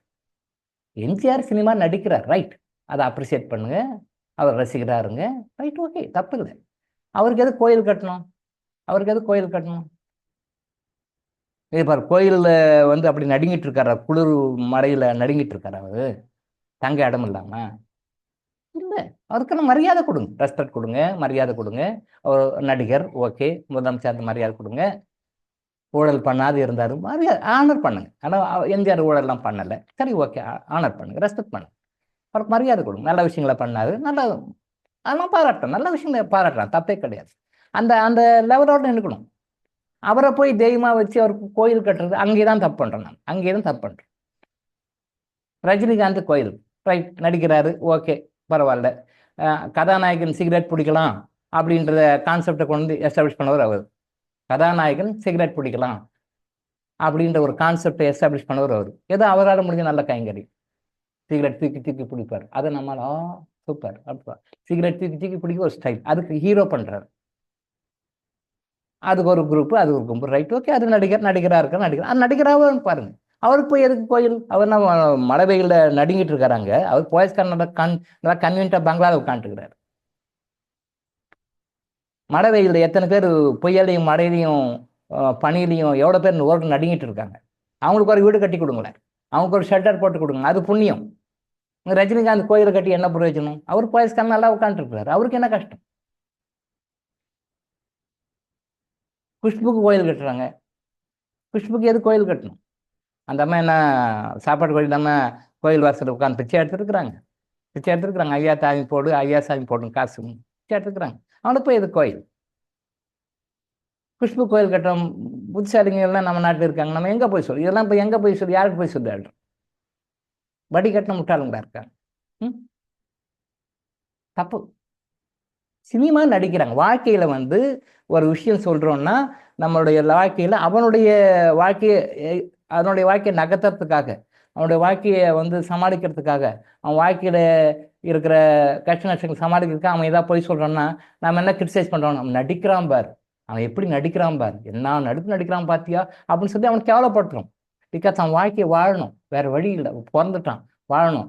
எதுக்கோ தகுதித்தம் பண்ணுறான், ஏதோ சொல்கிறான் பண்ணுறான், ரைட், ஓகே. அவன் நடிக்கிறான் பார், என்ன ப்ராடு பையன், நடிக்கிறான் பாருன்னு நாம் சொல்கிறோம். ஆனால் அது உண்மையிலே பணத்தை வாங்கி கோடிகள் பணத்தை வாங்கி நடிக்கிறான், அவங்கால நாம் வந்துருக்கோம். விஜய்னா விஜய் இருக்கார், ரைட், ஓகே. அவர் ஒரு இப்போ தலைவராக வராரு, அரசியல் நிற்கிறார், ரைட், ஓகே, பாராட்டுங்க, புகழுங்க, வணங்குங்க, ரைட், ஓகே. சினிமாக்காராக பாருங்க, இப்படியா போய் கூட்டத்தில் உட்காந்து நசுங்கி பண்ணணும்? இது அவங்களுடைய தப்பு இல்லை, நம்மளுடைய தப்புன்னு தான் சொல்லணும், நம்மளுடைய தப்பு தான் அது. அவர் ஜஸ்ட் சினிமாக்காரர். நீங்கள் தான் டிவியில் பார்க்குறீங்க, சினிமாவில் பார்க்குறீங்க, இன்னும் அங்கேயே பார்க்காத விஜய் அங்கே போய் என்ன புதுசாக பார்க்க போகிறீங்க? எங்கே பார்த்தாலும் அதே விஜய் தானே, எங்கே பார்த்தாலும் அதே விஜய் தானே. நீங்கள் டிவியில் பார்த்தீங்கன்னா போட்டிங்க, படம் போட்டிங்கன்னா வர போகிறாரு, வசனம் பேச போகிறாரு, பார்க்குறீங்க. சினிமாவுக்கு போனீங்கன்னா, தியேட்டரில் போனீங்கன்னா பணத்தை கொடுத்துட்டு பார்க்க போகிறீங்க, வசனம் பேச போகிறாரு, பார்க்க போகிறீங்க, ஆஹா கைத்தட்ட போகிறீங்க, ஓகே, வந்துட வேண்டி தானே. அவருக்கு என்ன ஆகாயத்து வந்து அப்படி குச்சி அங்கே விஜய் அங்கே கரூருக்கு வந்துட்டார், இவர் இப்போ பார்க்க போய் அவ்வளோ கூட்டம். ஏன் டிவியில் பார்த்தா ஆகாதா? சினிமாவில் பார்த்தா ஆகாதா? நேரில் போய் பார்த்து இப்போ 40 பேர் 40 குடும்பத்தை யார் காப்பாற்றுவா? யார் காப்பாற்றுவா? 40 பேர். எத்தனை அப்பாக்கள் இறந்துருப்பாங்க, எத்தனை அம்மாக்கள் இறந்துருப்பாங்க, எத்தனை சகோதரர்கள் இறந்துருப்பாங்க, எத்தனை சகோதரர்கள் இறந்துருப்பாங்க. அவங்களால பாதிக்கப்பட்ட எத்தனை குடும்பம் பாதிக்கும், அவங்களுடைய வாழ்க்கையில் பின்னால் அவங்களுடைய எவ்வளோ பாதிப்புகளுக்கு இருப்பாங்க. அந்த யாரெல்லாம் காப்பாற்றுவாங்க? அவங்கள இவங்களாம் வந்து காப்பாற்றுவாங்களா? அரசாங்கம் காப்பாற்றுமா? இந்த அந்த கட்சிக்காரங்க காப்பாற்றுவாங்களா? இல்லை உங்களெல்லாம் அங்கே கூப்பிட்டு போனாங்களே, பணம் கொடுக்குறோம் வான்னு சொல்லிட்டு கூப்பிட்டு போனாங்களா, அவங்க காப்பாற்றுவாங்களா? இல்லை. நமக்கு புத்தி வேணும். தமிழ்நாட்டை பொறுத்த வரைக்கும் அரசியலில் வந்து சினிமா டாமினேட் பண்ணுறது இங்கே தமிழ்நாடு மட்டும்தான். சினிமா நல்லா நடிச்சாங்கன்னா ஓகே, ரைட். நான் சொல்கிற அட்வைஸ் என்ன, சினிமாவாக பாருங்கள், கலையாக பாருங்கள், என்டர்டெயின்மெண்ட்டாக பாருங்கள், அதை லைஃப்பில் கொண்டு விட்டுருக்காதீங்க. இந்த தப்பு நம்ம மற்றவங்களோட நம்ம நாட்டில் நிறைய பண்ணாங்க, தமிழ்நாட்டில் பண்ணுறாங்க. இங்கே நல்லவங்க நடிச்சா சினிமா தான். அதான் இது ஒரு வீடியோவில் கூட சுந்தர்ராஜன்ற ஒரு ஆக்டர் பேசியிருந்தார். பொட்டி கடை வச்சிருந்த காமராஜர் வந்து முதலமைச்சர் ஆனார். ஆனால் பொட்டி கடைக்காரங்கெல்லாம் யாரும் வந்து முதலமைச்சர் ஆகணும்னு ஆசைப்படல. வக்கீலாக இருந்த ராஜாஜி முதலமைச்சர் ஆனார். ஆனால் வக்கீலுங்கள்லாம் நம்ம முதலமைச்சர் ஆகணும்னு நினைக்கல. அது மாதிரி சொல்லியிருந்தார். இதோ 2 பேர் சொல்லியிருந்தார். காமராஜர் சொல்லியிருந்தார், அப்புறம் வந்து ராஜாஜி சொல்லியிருந்தார், ஏதோ 2 பேர் சொல்லியிருந்தார். எல்லாம் எஸ், அண்ணா வந்து பேராசிரியராக இருந்தார். அப்போ அவரோட இருந்த அந்த பேராசிரியர்களிடம் வந்து யாரும் வந்து முதலமைச்சர் ஆகணும்னு ஆசைப்படல. ஆனால் எம்ஜிஆர் முதலமைச்சர் ஆனார் அப்படின்னு சொல்லி டேஷ் போட்டார். கரெக்டுங்களா? சொந்த பாயிண்ட் கரெக்டுங்க. ஏதோ ஒரு வீடியோவில் பார்த்தேங்க. ஆனால் எம்ஜிஆர் முதலமைச்சர் ஆனார் அப்படின்னு டேஷ் போட்டார். அப்புறம் அதுக்கு பிறகு பாருங்க, அவருக்கு ஆன்சர் நாம் ஃபில்லப் பண்ணிக்கலாம். அவர் இது சொல்லிட்டாரு. எஸ், காமராஜர், ராஜாஜி, அண்ணாதுரை 3 பேரையும் சொல்லிட்டு கீழே டேஷ் போட்டார். கரெக்டு. அப்போ என்ன, அவர் எம்ஜிஆர் முதலமைச்சர் ஆனார். அதுக்கு பிறகு எல்லா நடிகர்களும் முதலமைச்சர் ஆக நான் ஆகணும்னு சொல்லிட்டு வர ஆரம்பிச்சிட்டாங்க. இன்னைக்கு அதுக்கு அது தொடருது. அது வந்து இப்போ லேட்டஸ்ட்டாக விஜய். அது தப்பு இல்லை, அவங்க வர்றது தப்பு இல்லை, நீங்கள் போகிறதும் தப்பு இல்லை. அது தப்புன்னு நம்ம சொல்ல முடியாது. அது உங்களுடைய உரிமை. இது ஜனநாயக நாடு, அது உங்களுடைய உரிமை. அதை நம்ம கிரிட்டிசைஸ் பண்ண முடியாது, அதை நம்ம கமெண்ட்டில் கொடுக்கலாம். அது தப்பு இல்லை. பட் அந்த லெவலில் பாருங்க அப்படின்றாங்க. அந்த லெவல் அரசியல்னா அரசியல்வாதி, சினிமானா சினிமா, அந்த லெவலில் பார்க்கும். விஜயை பார்க்கறதுக்காக இப்போ 40 பேர் சாக வேண்டிய அவசியம் இல்லை. ஏதோ 40 பேர் சாகும். அவர் என்ன எங்கேயும் பார்க்க முடியாதவர்? அவர் என்ன அமெரிக்காவிலேருந்து வராரு, அவரை பார்க்க முடியாதா? உள்ளே போய் அந்த டெவில் பாக்ஸ், டிவி பேர் டெவில் பாக்ஸ் சொல்லுவாங்க. என்னுடைய குரு ஜார்ஜ் பெர்னார்டும் அதான் சொல்லுவார். ஜார்ஜ் பெர்னார்டும் டிவியை பற்றி என்ன நினைக்கிறேன், it is a devil box அப்படின்னாரு. டெவில் பாக்ஸ், பிசாசனுடைய பெட்டி. அது TV is not a TV, it's a devil box. என்னுடைய குருவும் சொல்லுவார், ஜார்ஜ் பெர்னார்டும் அதான் சொன்னாரா. டெவில் பாக்ஸ், டெவில் பாக்ஸை ஓப்பன் பண்ணால் வர போகிறாரு. எந்த ஃபார்மில் வேணாலும் பார்த்துக்கலாம் விஜயை. இங்கே பார்த்துக்கலாம், உட்காந்த இடத்துல, வீட்டில் உட்காந்த இடத்துல பார்த்துக்கலாம். மொபைல் இப்போ தான் மொபைல் வந்துச்சு, கையில் பார்த்து போட்டால் மொபைல் வரப்போகிறாரு. அது ஒரு இன்னொரு டெவில் பாக்ஸ். அது மொபைல் இன்னொரு டெவில் பாக்ஸ். அதை ஓப்பன் பண்ணால் வரப்போகிறாரு. அதை போய் அவரை பார்க்கறதுக்கு அவரை கூட்டு போய் இத்தனை பேர் செத்துருக்குறாங்க. கேவலமான விஷயம். இவங்களுக்காக கொஞ்சம் ஜனங்க திருந்துட்டோம், நல்ல புத்தி வரட்டும். அதாவது இப்போ இந்த மாதிரி வந்து நீங்கள் பாருங்கள், இந்த 40 பேர் இறந்தாங்க பார்த்தீங்களா, இவங்கெல்லாம் வந்து இந்த மாதிரி ஒரு ஆன்மீகத்தில் ஒரு நல்ல ஒரு அட்டாச்மெண்ட்டோட, ஆன்மீகத்தில் வந்து ஒரு இன்வால்மெண்ட்டோட யாராவது இருந்தவங்கலாம் இதை போய் ஏற்க மாட்டாங்க. நீங்கள் 40 பேருடைய ஹிஸ்ட்ரியை எடுத்து பார்த்தீங்கன்னா இதுக்கு அதுக்கு சம்மந்தமே இருக்காது. யாரும் காலையில் எழுறவங்களோ, ஏர்லி மார்னிங்கில் எழுறவங்க விடிகாலம் எழுந்தாலும் புத்தி தெளிவாயிடும். விடிகாலம் எழுந்தாலும் ஏன் சொல்கிறோம், நிறைய காரணங்கள் இருக்குது. விடிகாலம் ஏன் எழணும் அப்படின்னாலே ஒரு 1000 காரணங்களை மேலே சொல்லலாம். விடிகாலம் ஏன் எழணும், ஏர்லி மார்னிங்கில் ஏன் எழணும் அப்படின்னாலே அதுக்கு ஒரு 1000 காரணங்களை சொல்லலாம். சும்மா சொன்னாலே ஒரு 1000 காரணம் சொல்லலாம். அந்த ஒரு காரணத்துக்கு ஒரு நாள் கிளாஸ் எடுக்கும், ஒரு நாள் ஃபுல்லாக கிளாஸ் எடுக்கலாம், 1.5 மணி நேரம் எடுக்கலாம், 5 to 6:30, 7 கூட எடுக்கலாம். ஒரு காரணத்தை பற்றி சொன்னேன். அதில் என்ன நன்மைகள் கிடைக்கும், விடிகாலம் காலையில் எழுதினா என்ன நன்மைகள் கிடைக்கும் அப்படின்னாலே ஒரு 1000 காரணங்கள் சொல்லலாம், 1000 கிளாஸ் எடுக்கலாம். என்னென்ன தீமைகள் கிடைக்கும்னாலும் அதையும் ஒரு 1000 தீமைகள் சொல்லலாம். அதில் ஒன் ஆஃப் த தீமை புத்தி சரியில்லை. காலையில் விடிகாலம் எழுதுறவங்களுக்கு புத்தி வந்து கரெக்டாக வேலை செய்யும். மனம் வேற, புத்தி வேற. மாடர்ன் சயின்ஸ்க்கு தெரியாது. மனம்னா என்னன்னு தெரியும், மைண்டு, அவ்வளோதான். அது 2, சப்கான்சியஸ் மைண்டு, கான்சியஸ் மைண்டு, அவ்வளோதான் தெரியும், வேறு தெரியாது. பட் புத்தின்றது அதுக்கு தெரியாது. புத்தின்றது பற்றி சயின்ஸுக்கு தெரியவே தெரியாது. பட் அது நிறைய மனதில் பல நிலைகள் இருக்குங்க, பல்வேறு நிலைகள் இருக்கு. அதில் ஒன்று வந்து புத்தி. அந்த புத்தி நானே சொல்லுவேன், காமன் புத்தி இருக்காடா உனக்கு, புத்தி இருக்காடா உனக்கு அப்படின்னு கேட்போம் இல்லையா. புத்தி, மனம் வேற, புத்தி வேற, அறிவு வேற, புத்தி வேற. அறிவுக்கும் புத்திக்கும் நிறைய வித்தியாசம் இருக்குது. அது வேலை செய்யாது. அது வேலை செய்யணும், இந்த மாதிரிலாம் பண்ணுறாங்க. இவங்க காலையில் எழக்கூடிய பழக்கம் இருந்தவர்களாக இருந்தால், காலையில் விடிகாலம் எழக்கூடிய பழக்கம் அவங்களுக்கு இருந்தால் அவங்களுக்கு புத்தி கரெக்டாக வேலை செய்யும். இந்த மாதிரிலாம் பண்ண மாட்டாங்க. நிறைய விஷயங்கள் அது சாதாரண. ஏன்னா அதுக்கும் இதுக்கு என்ன சார், மொட்டை தலைக்கு முழங்காலுக்கும் வழக்கம் போல எப்பவும் போகிற மாதிரி நீங்கள் முடிச்சு போட்டேக்கிறீங்க. மொட்டை தலைக்கு முழங்காலுக்கும் சம்மந்தம் இருக்குன்னு தான் இழுத்து முடிச்சு போடுறோம். கர்ணாஞ்சலிகளும் முடிச்சு போடுறோம். காலையில் விடிகாலம் எழக்கூடிய பழக்கம் இருந்ததுன்னா இந்த மாதிரி தவறான விஷயங்கள போக மாட்டாங்க. அதை எந்த லெவலில் எடுத்துக்கணுமோ அந்த லெவலில் எடுத்துக்குவாங்க.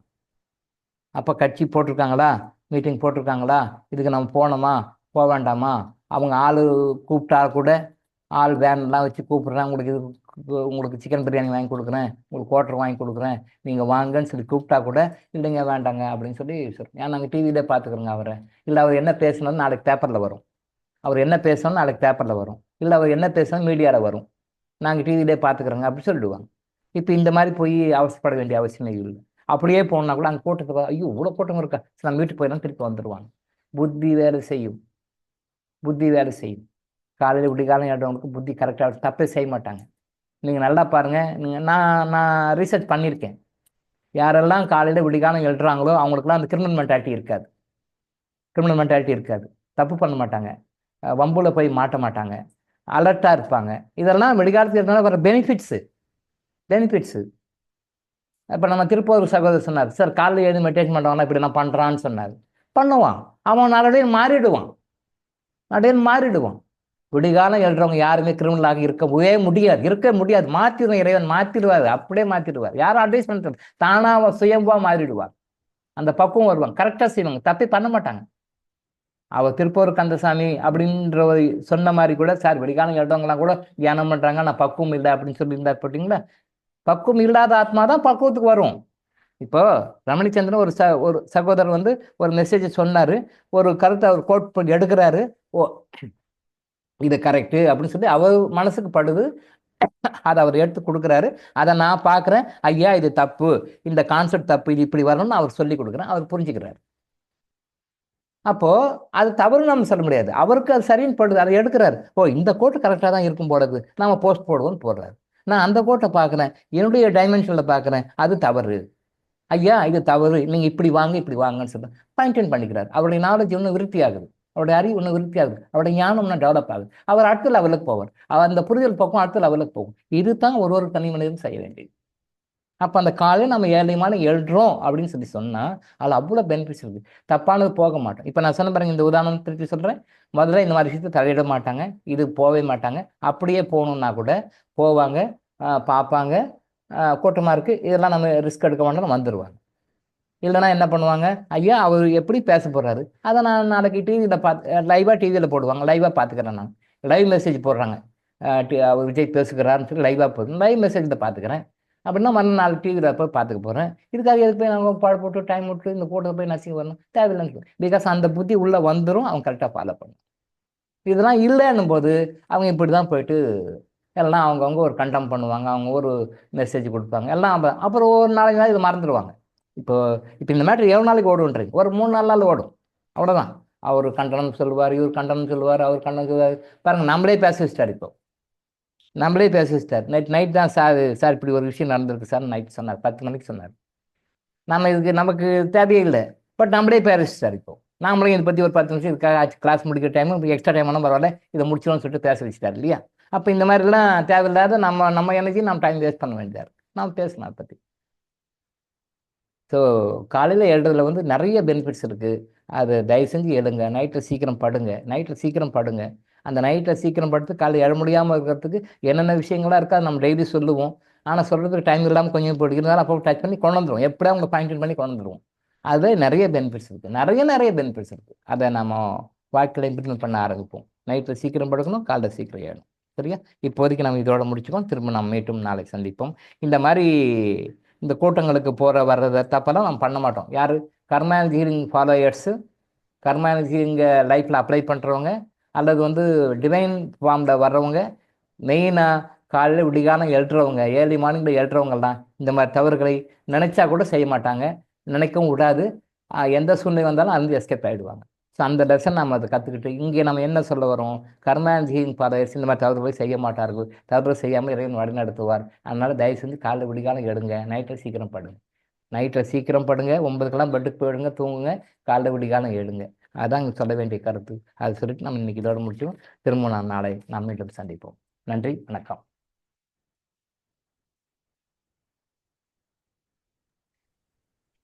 நன்றிங்க.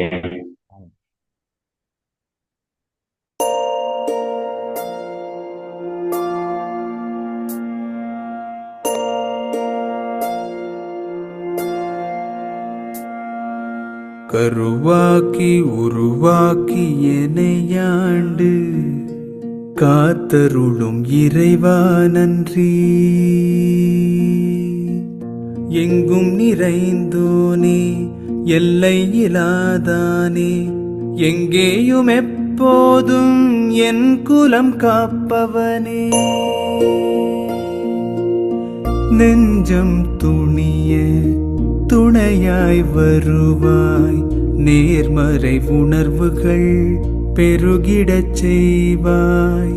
உடலில் உறுதியை பெரிதாய் தருவாய். உனை உணரும் அறிவை என்னுள்ளருள்வாய். சுற்றமனைத்தும் காப்பவனே, செய்தொழிலில் ஏற்றம் தருபவனே, எடுத்த செயலில் வெற்றி கொடு, என் ஆற்றல் பெருகிட அருளை கொடு.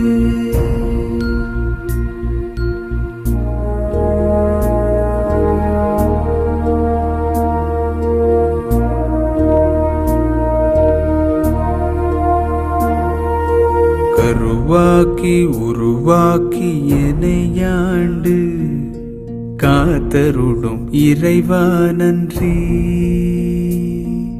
வல்லமை தந்து நீ வளர்ச்சி கொடு, அகத்திலும் புறத்திலும் மலர்ச்சி கொடு. வளர்ச்சி கொடு, மலர்ச்சி கொடு, வளர்ச்சி கொடு, மலர்ச்சி கொடு.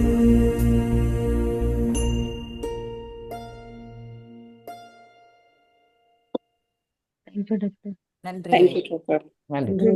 Thank you, doctor. நன்றிங்க ஐயா. நன்றிங்க ஐயா. நன்றிங்க ஐயா. நன்றிங்க ஐயா. நன்றிங்க ஐயா. நன்றிகள் ஐயா. நன்றிகள் ஐயா. நன்றிங்க ஐயா.